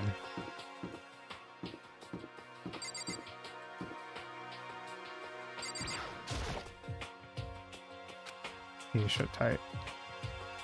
I do kind of wonder, because some things, sometimes you click on something, you get coin. I wonder if, like... There's certain things where, like, even though you've already clicked on that the day before, now it's a new day, so now if you click on it, you get a coin, essentially. I'm not super worried about that, but it's not like I'm trying to go for, like, try to max out stuff, but I'm kind of curious. But more important, Makoto, aren't you, like, super curious what's in everyone's videos? I mean, I can't say I'm not curious, right? I could totally tell. But does that mean you're gonna tell me what was in yours? Who knows? That depends what kind of mood I'm in, you know? I don't think she's gonna tell me.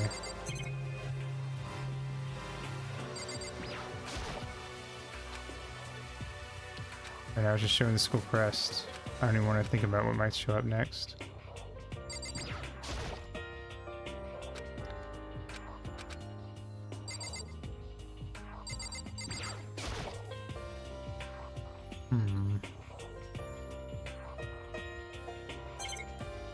Oh, there's nothing to click on in here, apparently. Oh wait, I can click on this.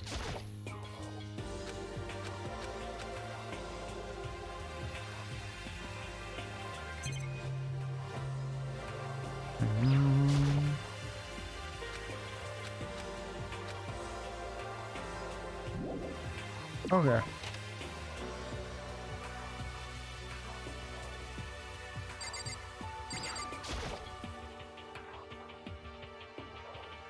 I keep clicking on the wrong door. I'm silly. Wait. Oh, I thought maybe I could click on that. Forget that I had to hit B to leave some areas. Alright, how do I click on this? What does he say? I'm kind of curious. The girl's bathroom, obviously I can't go in. Fair enough. Hey. Aoi? Where'd Sayaka run off to? Anyway, that video was pretty convincing. I almost thought it was real. But it's fake, right? It's gotta be. I like to believe that, but if it was real...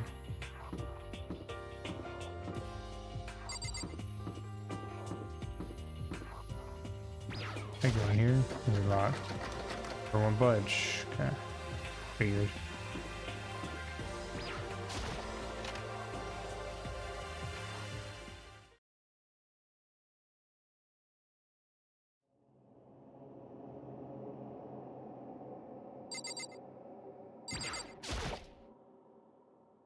Under in the corner of an empty classroom, she was sitting in a chair, hands on her knees, staring absently at the floor. She looked like maybe she was upset or angry, or... No. Didn't have any expression at all. There was nothing on her face you could call emotion. It was as if her original mask had been stripped away. Sayaka, are you okay? Yeah, I'm fine. Actually, no. How could I possibly be fine? What did we do to end up like this? Why are they doing such terrible things to us? Why? I went out. Let me out of here right now. Sayaka, calm down. She thrashed around and grabbed her by the shoulders. I understand. I know how you feel right now when I think what might have happened to my family. But now more than ever, we have to stay calm. This is exactly what they want. They want us to lose our composure and stop thinking rationally. Think about it. Those videos have to be fake. Because if those things really had happened, people out there would be in an uproar. Our families, the police, everyone, right? Let's just calm down, okay? Otherwise, we've already lost. I knew I was trying to convince myself just as much as her. I kept repeating those words to myself to clear away the images that had been burned into my brain. Be calm, okay? Just be calm. As long as we work together, I'm sure we can find some way out of here. And help might even come before that. And what if there isn't a way out? What if help never comes? If that happens, then I'll get you out of here myself, no matter what it takes. When I said that, I paused. I had no idea what had come over me. Sayaka? Please, help me. Her voice was small and shaky. Why is this happening to me? To kill or be killed? I just can't take this anymore. Sayaka.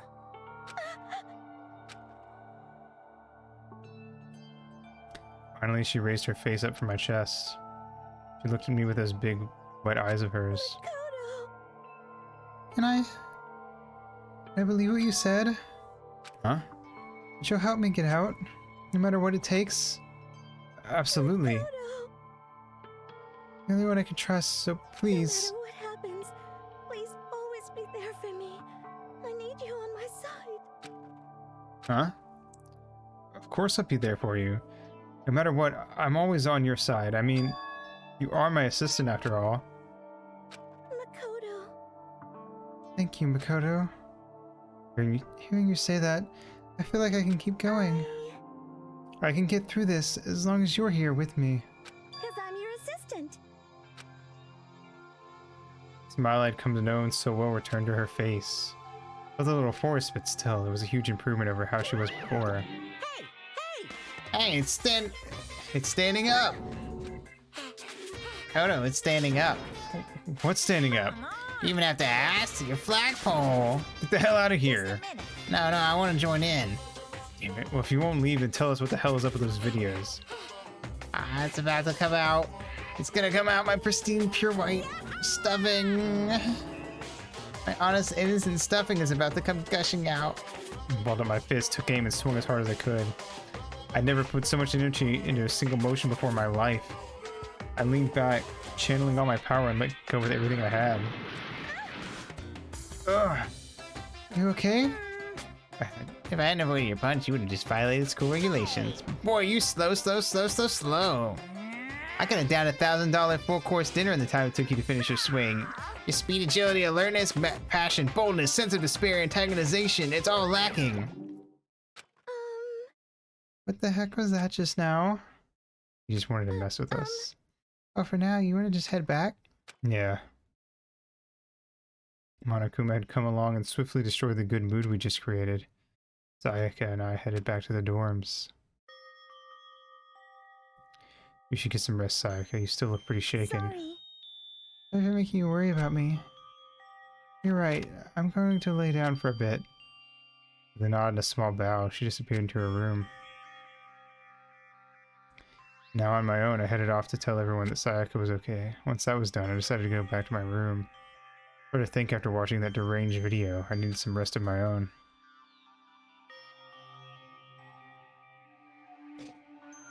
Jeez. Seriously, what's going on here? It's just so many problems. I can't even decide what the biggest problem is. That we're trapped in here? That what I saw in that video might be real? Monokuma. What the mastermind has in store for us? Or Are we our biggest problem? I want to get out of here, but I could never kill someone. Do the others all feel the same? Yeah, it's definitely the biggest problem right now.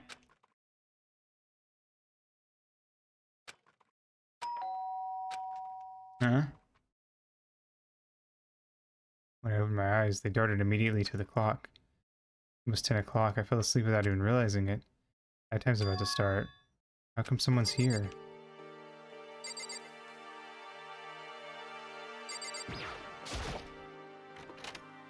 Sorry.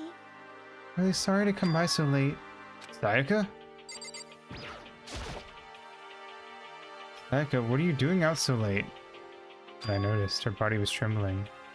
Is everything okay? So strange. Sorry to bother you, but something really weird just happened.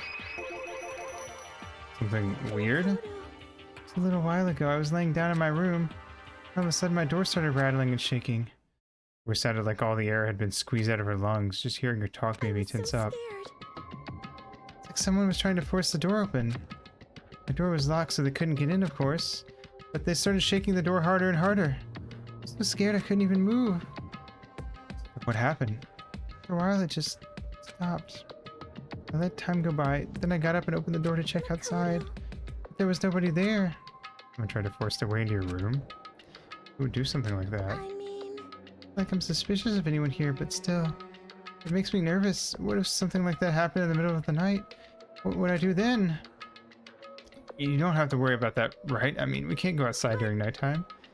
But that's just a promise we made, right? If someone decided to break that promise, then why don't you stay in your room tonight? Would that make you feel a little better? What? All it said in the school regulations is that we had to sleep in the dorm rooms tonight. Or right? It didn't say specifically which room each person had to sleep in, so... Hey, But two people sharing one room is, you know... oh geez, I'm sorry. I didn't even think about that. Honestly, that didn't even cross my mind. No, I know, me neither. It's not even that I mind the idea, but... if you don't mind, could we maybe switch rooms just for tonight? Switch rooms? If it'll help put your mind at ease, then that's totally fine with me, but... I don't mind you staying in my room, but are you sure you're okay with me staying in yours? That doesn't, like, concern you? It's fine, I trust you. In that case, then...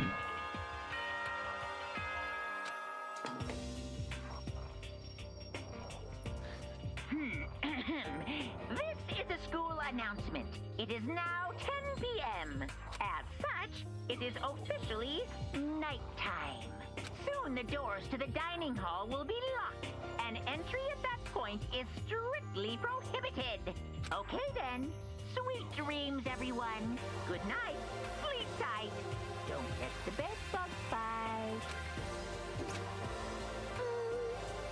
Man, it's already nighttime. Okay, so settled. I'll head back to your room right now. We're gonna trade rooms, we better trade keys too. Oh, that's right, we'll have to trade keys. like I said, Again? I'm psychic. Huh? Ain't you gonna say you were just kidding? What if I wasn't just kidding? Something resembling a smile had made its way to her face. Thank goodness, it looks like she's already started to get back to normal. Okay, we better trade keys then. Okay. Yep, let's do it. Exchange keys, and when I looked back up at her again, there was another worried expression there.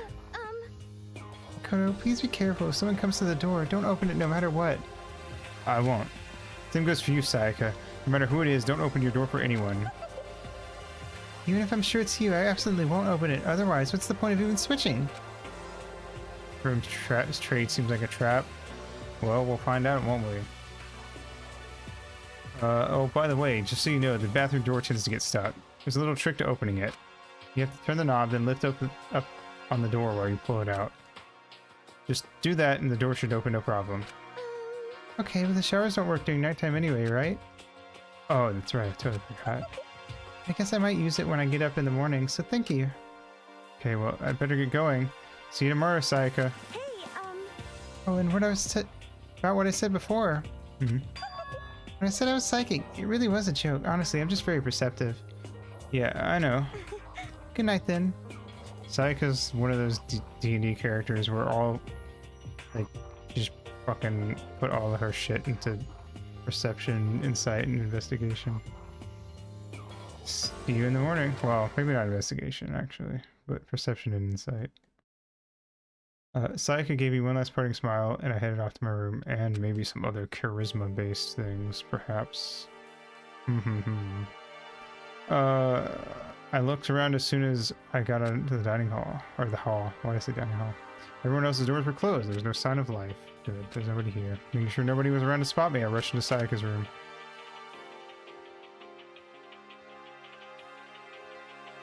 This is Sayaka's room. It doesn't really look any different from mine. I don't know why, but this kind of reminds me of the Paper Mario Thousand Year Doors section where when you like go into the different break rooms. What would you call it? In the glitz pit. Anyway, it smells nice though. It's weird. Anyway, that's where I'm gonna stop for tonight. I think it's a good stopping point before anything happens. Wink, wink, nudge, nudge. Did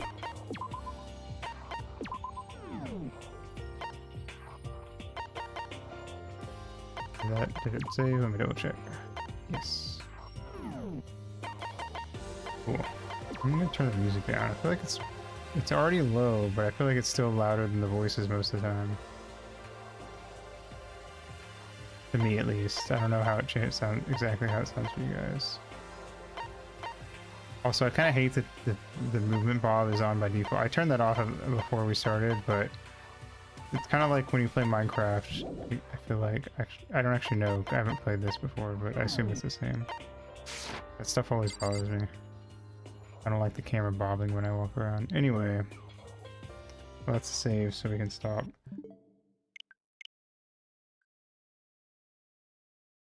Yeah, it probably doesn't sound as bad because I have a compressor and stuff, but for me, like, I like, the voices are, like, quieter than the music, so it's kind of annoying.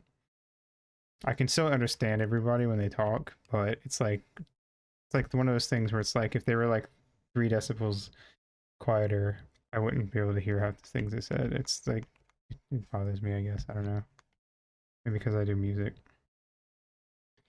I like Danganronpa. Well, I mean, I already know everything what happens, and I already like Danganronpa, but this is my first time playing the game. It's pretty fun. I like games that aren't dating sims, but have dating sim shit in them. Like Harvest... Well, I guess Harvest Moon is debatably a dating sim, but technically there are Harvest Moon games that don't have dating elements, so you could argue that Harvest Moon is a farming sim with dating sim elements. I would say that it's a farming sim first. But anyway, I like when games have dating sim things. Even though you're not dating anybody, you're just becoming friends. It's still kind of the same thing. I don't know. I like games like that give you that aren't dating sims, but they give you sections where you get to get to know people better. It's fun. Even though I already know who I like the most, but whatever. I usually pick who I like the most at the start anyway. But yeah, no, it's fun. I like it. Because I've only seen the anime, I'm kind of surprised how long it's taken to get to, like, you know, the first thing that happens that we did. I know we were playing fucking Monkey Island for the first like hour and a half, but still, I genuinely thought we'd already be at that point. But I kind of like that we're not, because it, you know, gives you more time to get to know people before shit happens. Who do I like? Chihiro, Kyoko are my top 2. And then I like Celeste and Sakura as well. But Chihiro is going to be like my main... Chihiro and Kyoko are going to be like the 2 I usually go for. But I don't actually know if you can even hang out with Kyoko because she's so standoffish right now. We became a pirate and did things. Scary things. So true. I still stand by what I said about Monkey Island. Some of that imagery would like have freaked me out as a kid. Yeah. Let me swap my monitor over.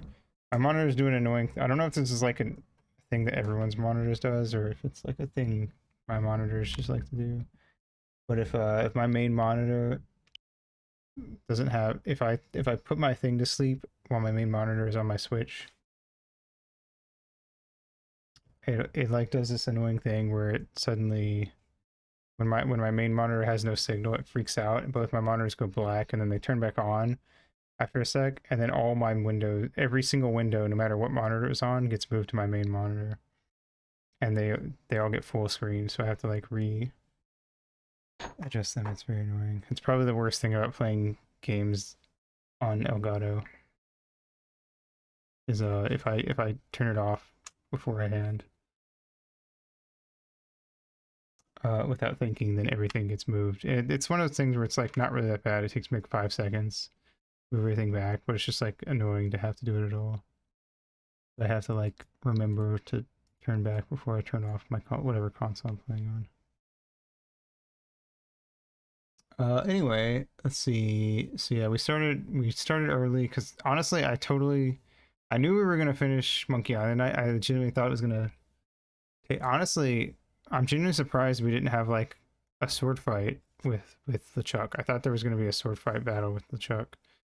And I thought there was gonna be at least another like hour's worth. Granted, if V hadn't helped me, it would have taken longer. But I think I don't know. There's a certain puzzles if I hadn't asked chat to help me, I would have just looked it up anyway. So I don't know. I don't have a lot of patience for certain types of puzzles where it just feels like there's no way to know what to do.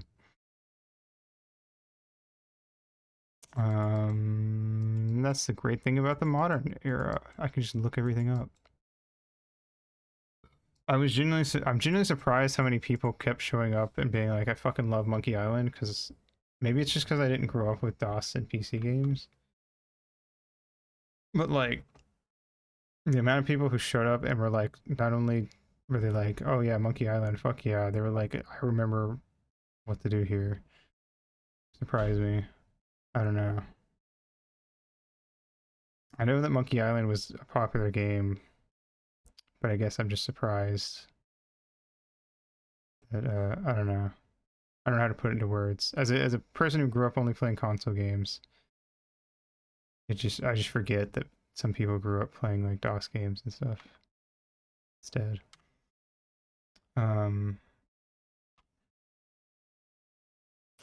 Yeah, but Monkey Island was cool. I give it a 6 out of 10, 3 out of 5.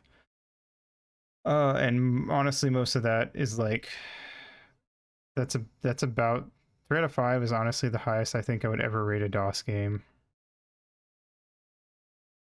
So I think even though that might not sound like much, that's pretty high praise for a DOS game. Just because there's so much BS in those older like PC games, and Monkey Island cut out so much of that BS that like I've thought about getting some of the King's Quest games, and maybe I will at some point.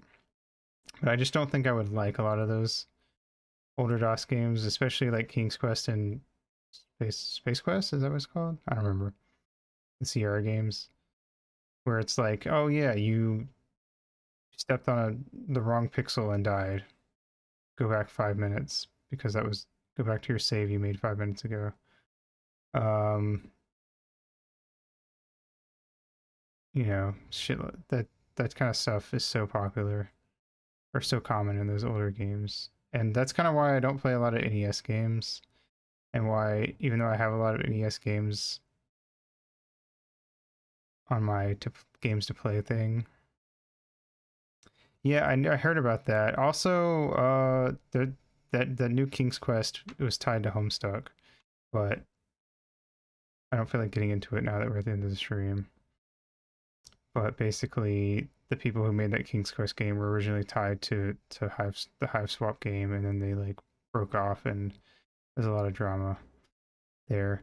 Anyway, but yeah, a lot of I make a joke about well, it's not even a joke. I just think it's true, but I feel like I've started saying the phrase "games got good in the '90s" a lot, and I feel like that's just because a lot of older games had this mentality of like, hard is good.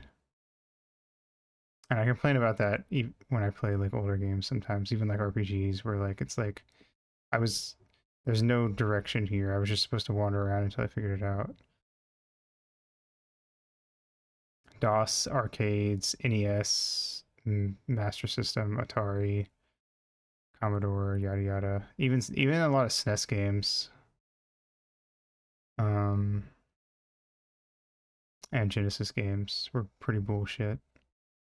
I mean, it still carries into today, except it's kind of become its own nowadays. At least when it comes to modern games that do that, it's a specific genre of game. Like when you pick up a FromSoft game, you're like, yes, the company that known for making hard games.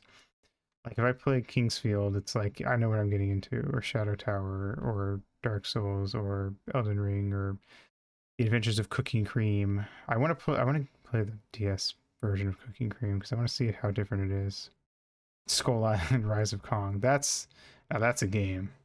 That's what all games should aim to be. Is it an open world Souls-like? Really? That's fucking weird. That's not what I would expect from a Kong game. Yeah, I don't know. That's kind of my thing with a lot of older games. There's like because I've always considered myself to like be a retro gamer, but I also consider myself to be someone who really only cares about like fifth. When it comes to retro, my main interest is in 5th and 6th gen. Like I was on vacation. When I was on vacation, I saw an NES and a SNES at like a fucking store that sold like retro stuff, and most of their stuff was like retro like sports clothes and stuff, and then they had some other things. Like they had a big ass CRT, which was obviously I was not gonna be able to bring on the plane home with me. So, and it would have been too expensive anyway. If I get a CRT, I'm getting a like 12-inch CRT that I could put on my desk. There are GameStop rumors? No, I have not, but feel free to tell me before I end.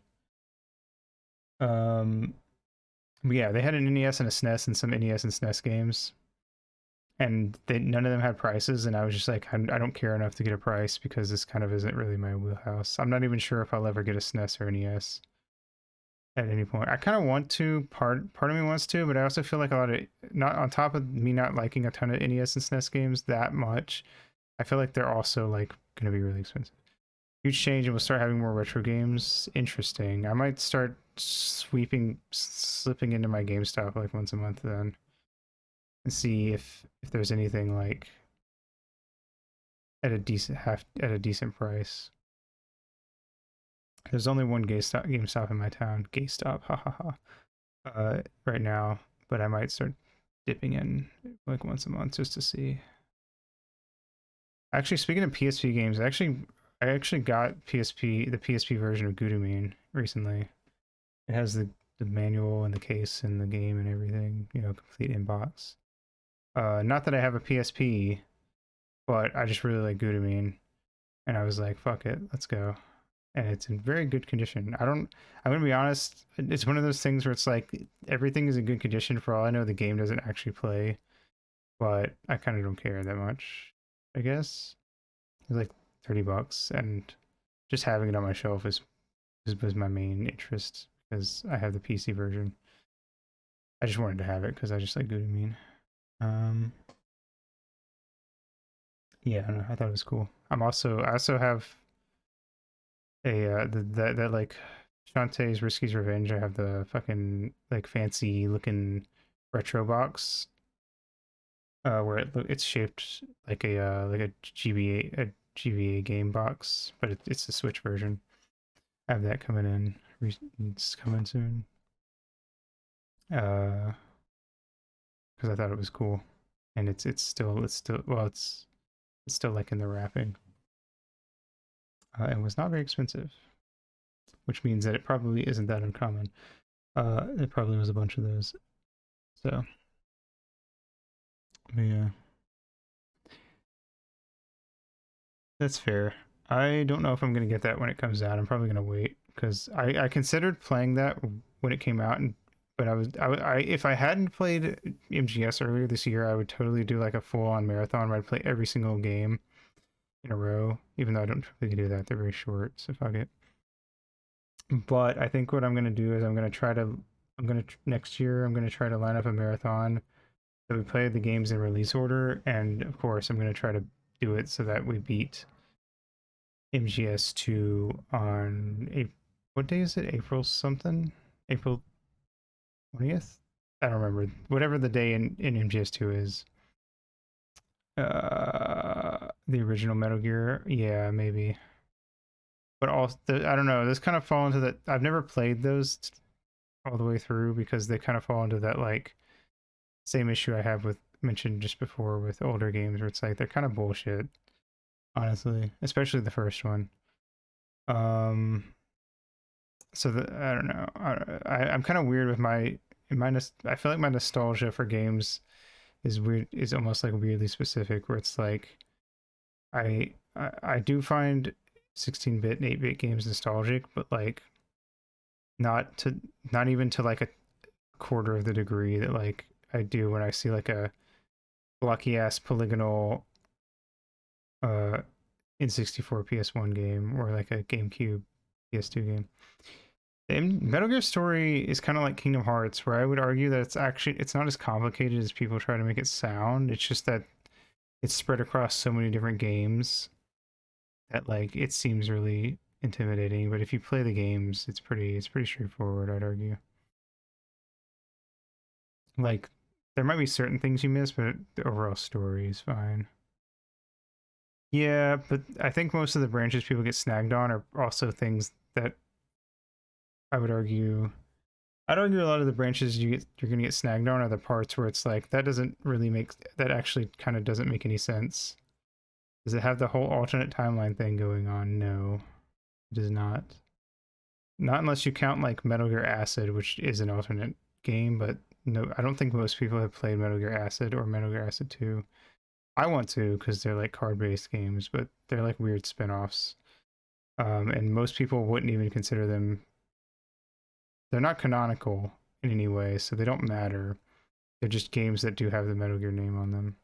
They're like weird PSP games that do take place in an alternate world, but those are like weird Black Sheep type games. I think Metal Gear Survivor is technically an alternate world, but again, the game came out after Kojima left, and everyone hated it, so no one would consider it canonical anyway. If you just play the main series, like Metal Gear 2, Snake's Revenge, and then Metal Gear Solid 1, 2, 3, 4, 5, he's old in one game and then regular age in later games. That's because the games aren't chronological. So Metal Gear Solid, or Metal Gear, Metal Gear 2, and Metal Gear 1, Metal Gear 1, Metal Gear 2, Snake's Revenge, Metal Gear Solid 3, or Metal Gear Solid 1, sorry, Metal Gear Solid 2 all take place in order. So Metal Gear 2, Metal Gear Solid 2 are in order. Metal Gear Solid 3 is the prequel and it is the first game on the timeline. Metal Gear Solid 4 takes place after Metal Gear Solid 2 and it is the end of the timeline. And Metal Gear Solid 5 takes place between MGS3 and Metal Gear. And then there's also, Portable Ops and what's it called? Peace Walker, which take place between Metal Gear Solid 3 and Metal Gear Solid 5. Here, I'll type the timeline in the chat. If you're like really like I want to play these games, and if you want to play these games in chronological order, I will type it in the chat and you can copy paste it. So Metal Gear Solid 3, Metal Gear Solid Portable Ops, Metal Gear Solid Peace Walker, Metal Gear Solid 5,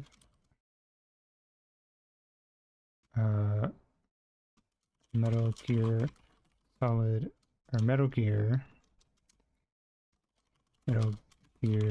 2 Snake's Revenge, Metal Gear Solid,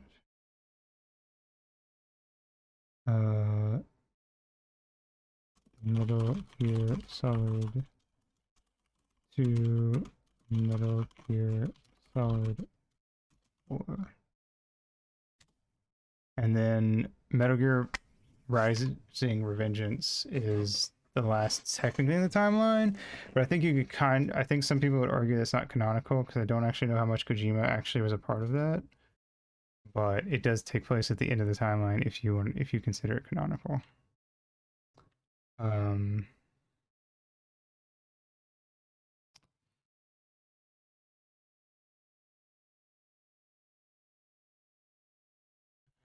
then there's also Metal Gear,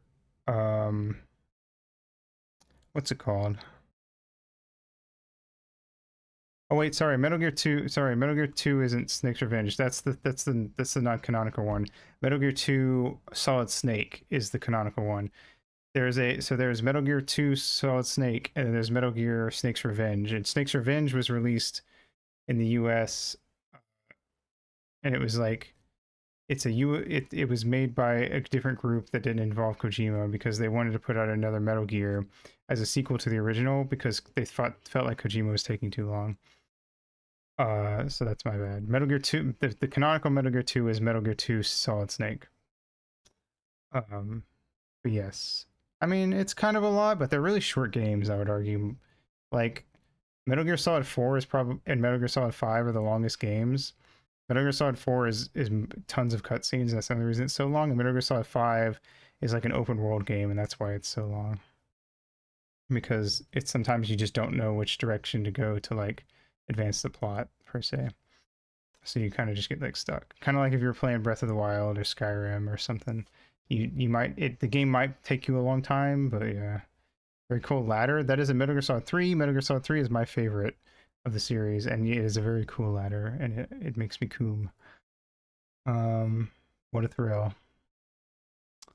Yeah, if you don't want to play them yourself, I don't know, if you're like, you would rather watch someone else play them. I do plan on playing.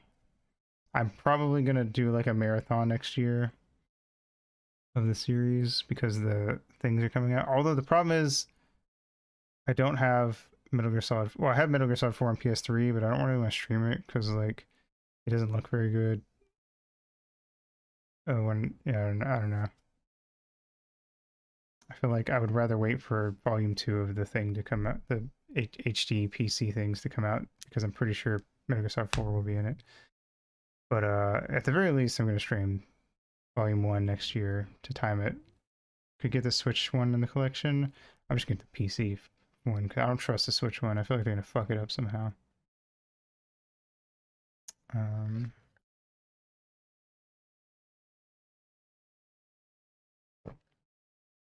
Something that I think is going to piss people off is that I noticed that you can't, it's not compatible, even the PC one, it's not compatible with mouse and keyboard. You have to use a controller. It's required even on PC. I think a lot of people are going to get mad about that, which is totally fair, I think. But I don't mind because I always play controller, but I think it's dumb. There's also Metal Gear Delta coming out, which is the remake of 3.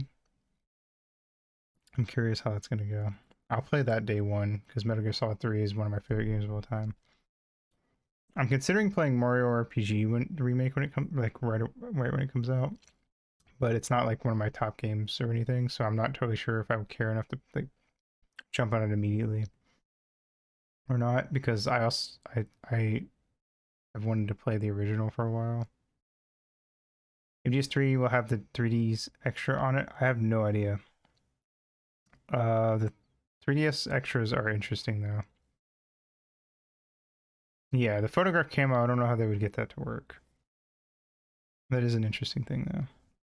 I tried to get the 3DS running on my emulator, but it kept crashing. So I couldn't actually play the 3DS version. Which is fine, I guess. I don't know. I had weird controls and I wasn't a fan. Anyway.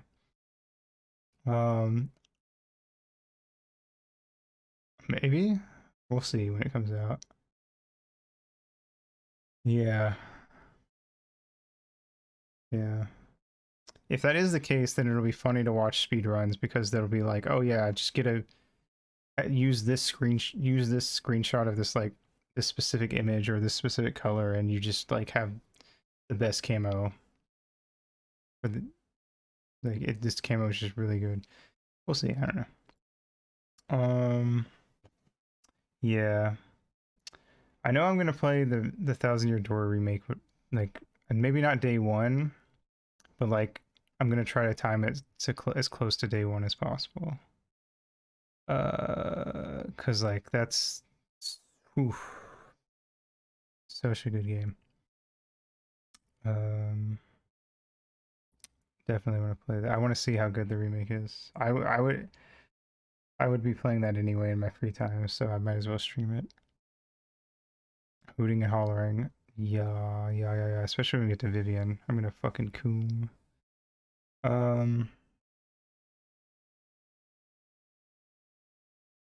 There's gonna be tons of discourse about Vivian, of course. There already has been, but oh well, fuck those people. Anyway. Yeah. I don't know.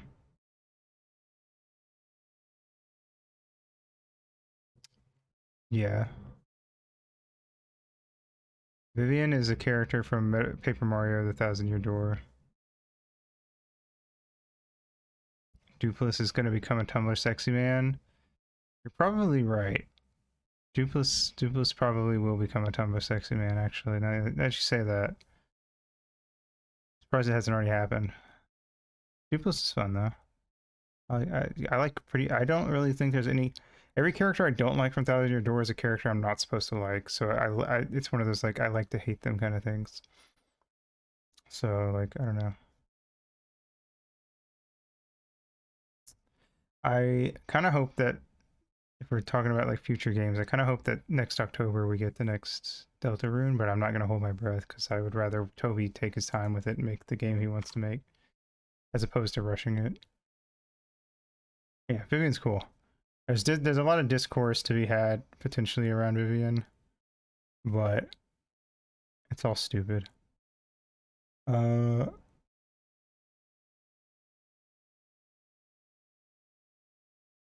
By discourse, I mean there's people who like to just bring up discourse online to piss people off. Well, it's one of those characters they used it as like bait.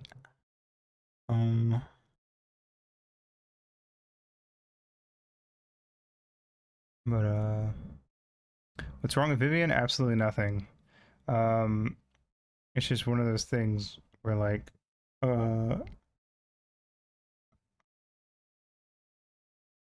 there's like it, I don't really, it's a lot to go into, but basically there's like this misconception that Vivian well, it doesn't even matter. It doesn't really matter. Vivian identifies as a girl regardless of what they actually are. But some people, one of the characters implies in the Japanese version that they're a boy, but it's a character who's just a fucking bitch and would, it's like either A, that character is being transphobic, or B, they're just saying that to be an asshole, and it doesn't really matter anyway because Vivian is a girl. Yeah. As far as anyone is concerned. And arguing otherwise is stupid.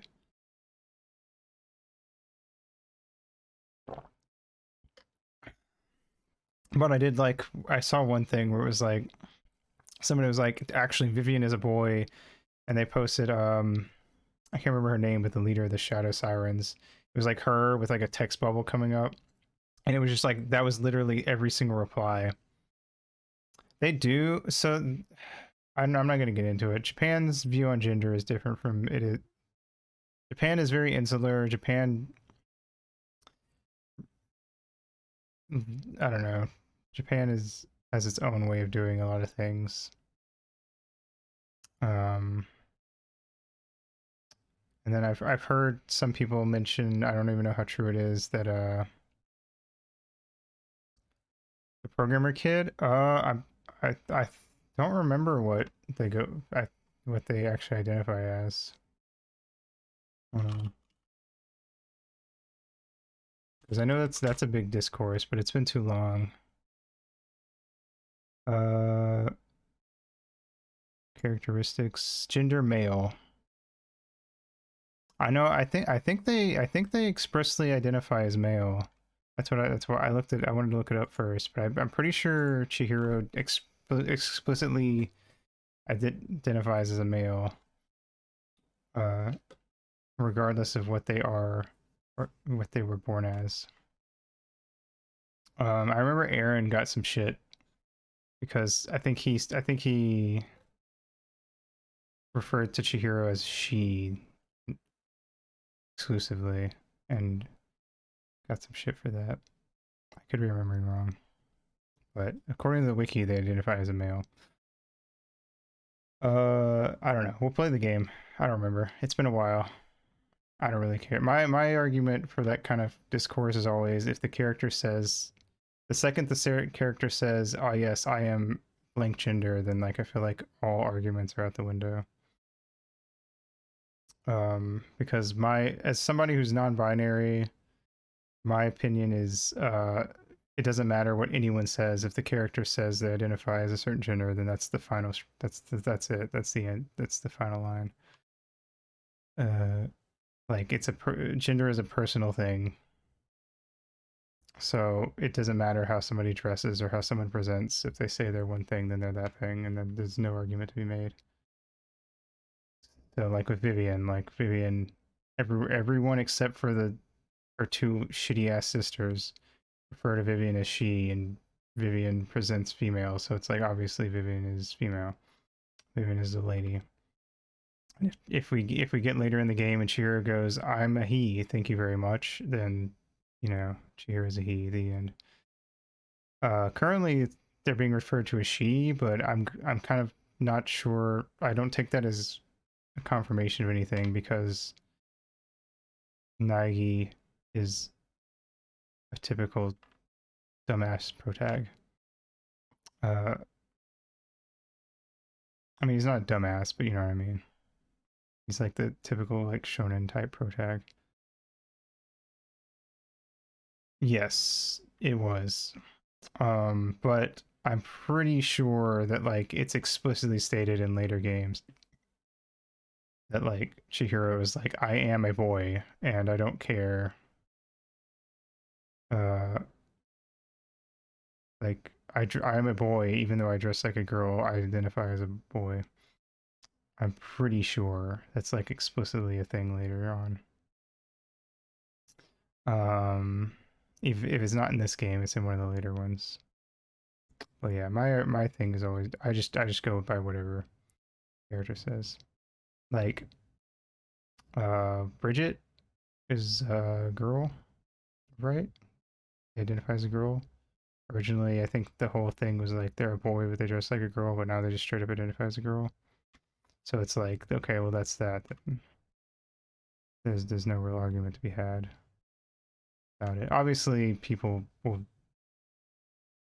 bring it up to rile people up, but you know, I think most of us have been on the internet long enough to know don't feed the trolls, just walk away. People are just gonna do shit to rile you up. And they're just doing it because they like being D-bags. So don't bother with them.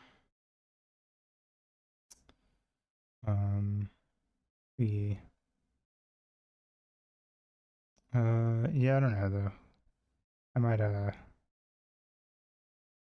do a Metal Gear marathon next month, or not next month, next year.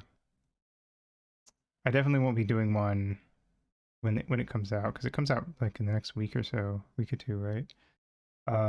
It's too soon, but I might do one and try to line it up so we play MGS2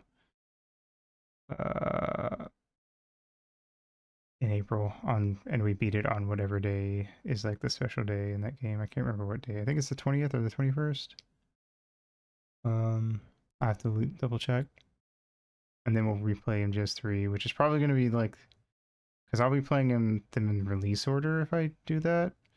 MGS3 will be the last one, so we'll have another, replay of MGS3 for funsies, because that's just a fun game. Yeah. And then Looking forward. I'm also looking forward to the Princess Peach game. I'm definitely playing that when that comes out. I'd say like 95% of the games I get on like Steam and Switch and stuff, I try to get on sale for a lot, but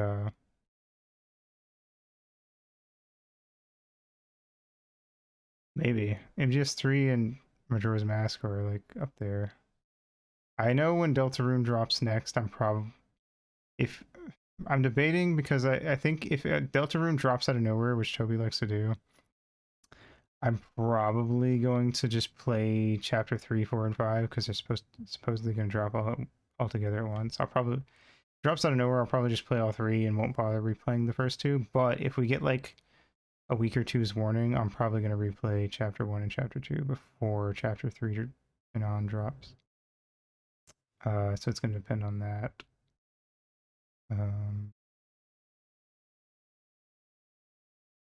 So we'll see. But yeah. I would say Ocarina's probably got my most times beaten on stream. If I had to guess, but I'm not sure. Well, I guess not counting Gudamine because I've beaten that like 4 times on stream at this point. But it's a speed run, so it's kind of in a weird case, I guess. Unless it's like 2chan that no one finds for a month. That sounds like something that would happen. Well, I guess not really, because Toby Fox has said that he's going to chapters. He releases 3, 4, and 5. Chapter 2 was supposed to be paid for. It was supposed to be like a thing that you had to buy. It wasn't supposed to be free, but because of COVID, he released it as a free thing. So chapters 3, 4, and 5 are going to be like you actually have to buy them. So I don't think it'll be anything weird like it's going to be like an actual legitimate release. Like you have to go to Steam or something to get it. So I don't think it'll be anything like that. I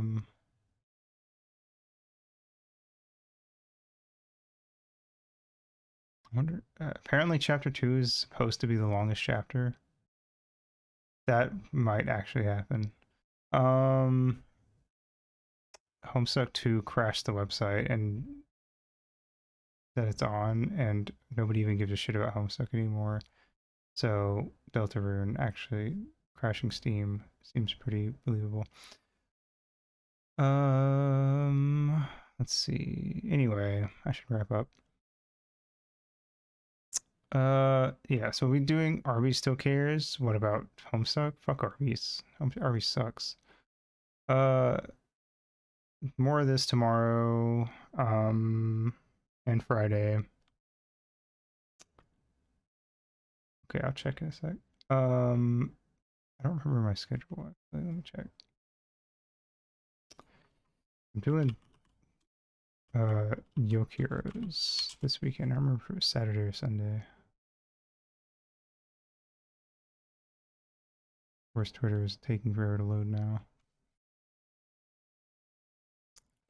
Point is, I'm doing Danganronpa most of the weekend. I'm gonna do one night. We're gonna do the demo of that Yokiros, a long time ago game. Okay, I got it. Yes. Oh right, I forgot. Thursday and Saturday, tomorrow and Saturday, today and Saturday. Depending on your times, no, I guess most time zones. Danganronpa. I'm gonna be off Friday because I'm gonna be on Dawn's stream doing Armello or whatever it's called. And then yeah, Sunday we'll be playing Yokiro a long time ago. The demo of it. Because it looked neat. I was like, fuck it, I don't usually do demos, but why not? And then yeah, Sunday we're gonna do like one of those long ass like 10 to 12 hour streams of Danganronpa. To get a bunch done all at once. We'll see how that goes. And then we'll do more fun things next week, like Chow Tuesday and all that fun stuff. I was kind of sort of debating checking out the PC version with like the mods and stuff, but then I kind of realized like even with us playing at 200% speed and me cheating, so I can just like automatically spawn in the Chow drives. It's gonna take us for fucking ever to get like things done and get like all the races beaten and the karate beaten. It's gonna take us at least like another like probably like 10 plus Chow Tuesdays. So I was like, man, if we started over, and even if I was only doing one Chow, if we started over and I was playing the PC version at like regular speed and I was having to like actually go play the levels to get Chow drives and all that stuff, like it just would take way too long. So I'm not even gonna bother.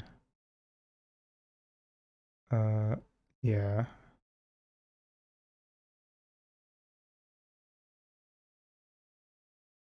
I do kind of wonder though, because if like eventually we're gonna do Chow Tuesday and get done with it, but like I don't know what the fuck I'm gonna do.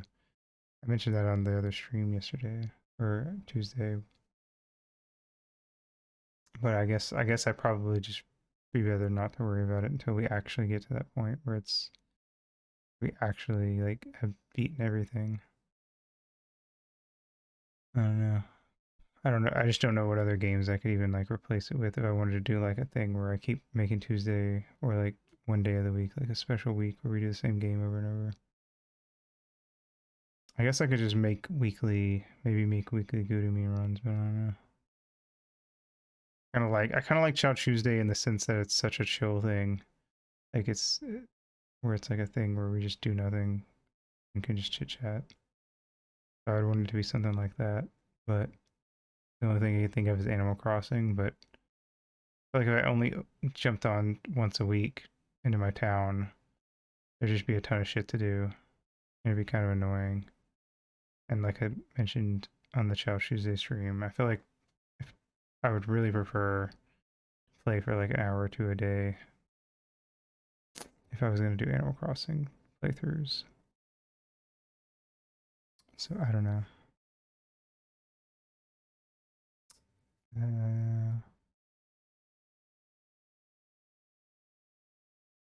But I'll worry about it when we actually like get to the point where we've actually like beaten all the races in karate and stuff.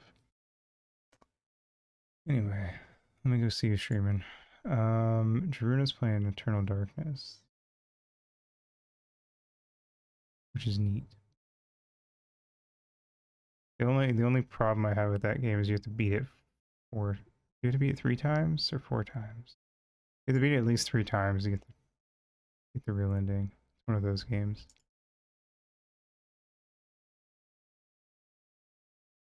For story reasons. Something I never really liked.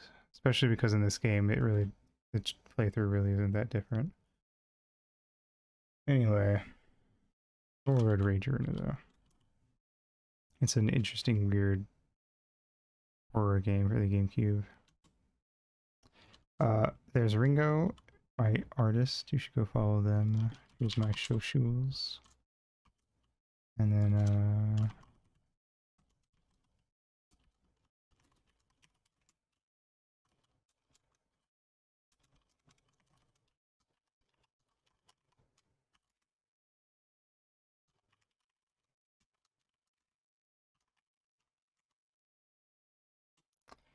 oh, I fucked it up.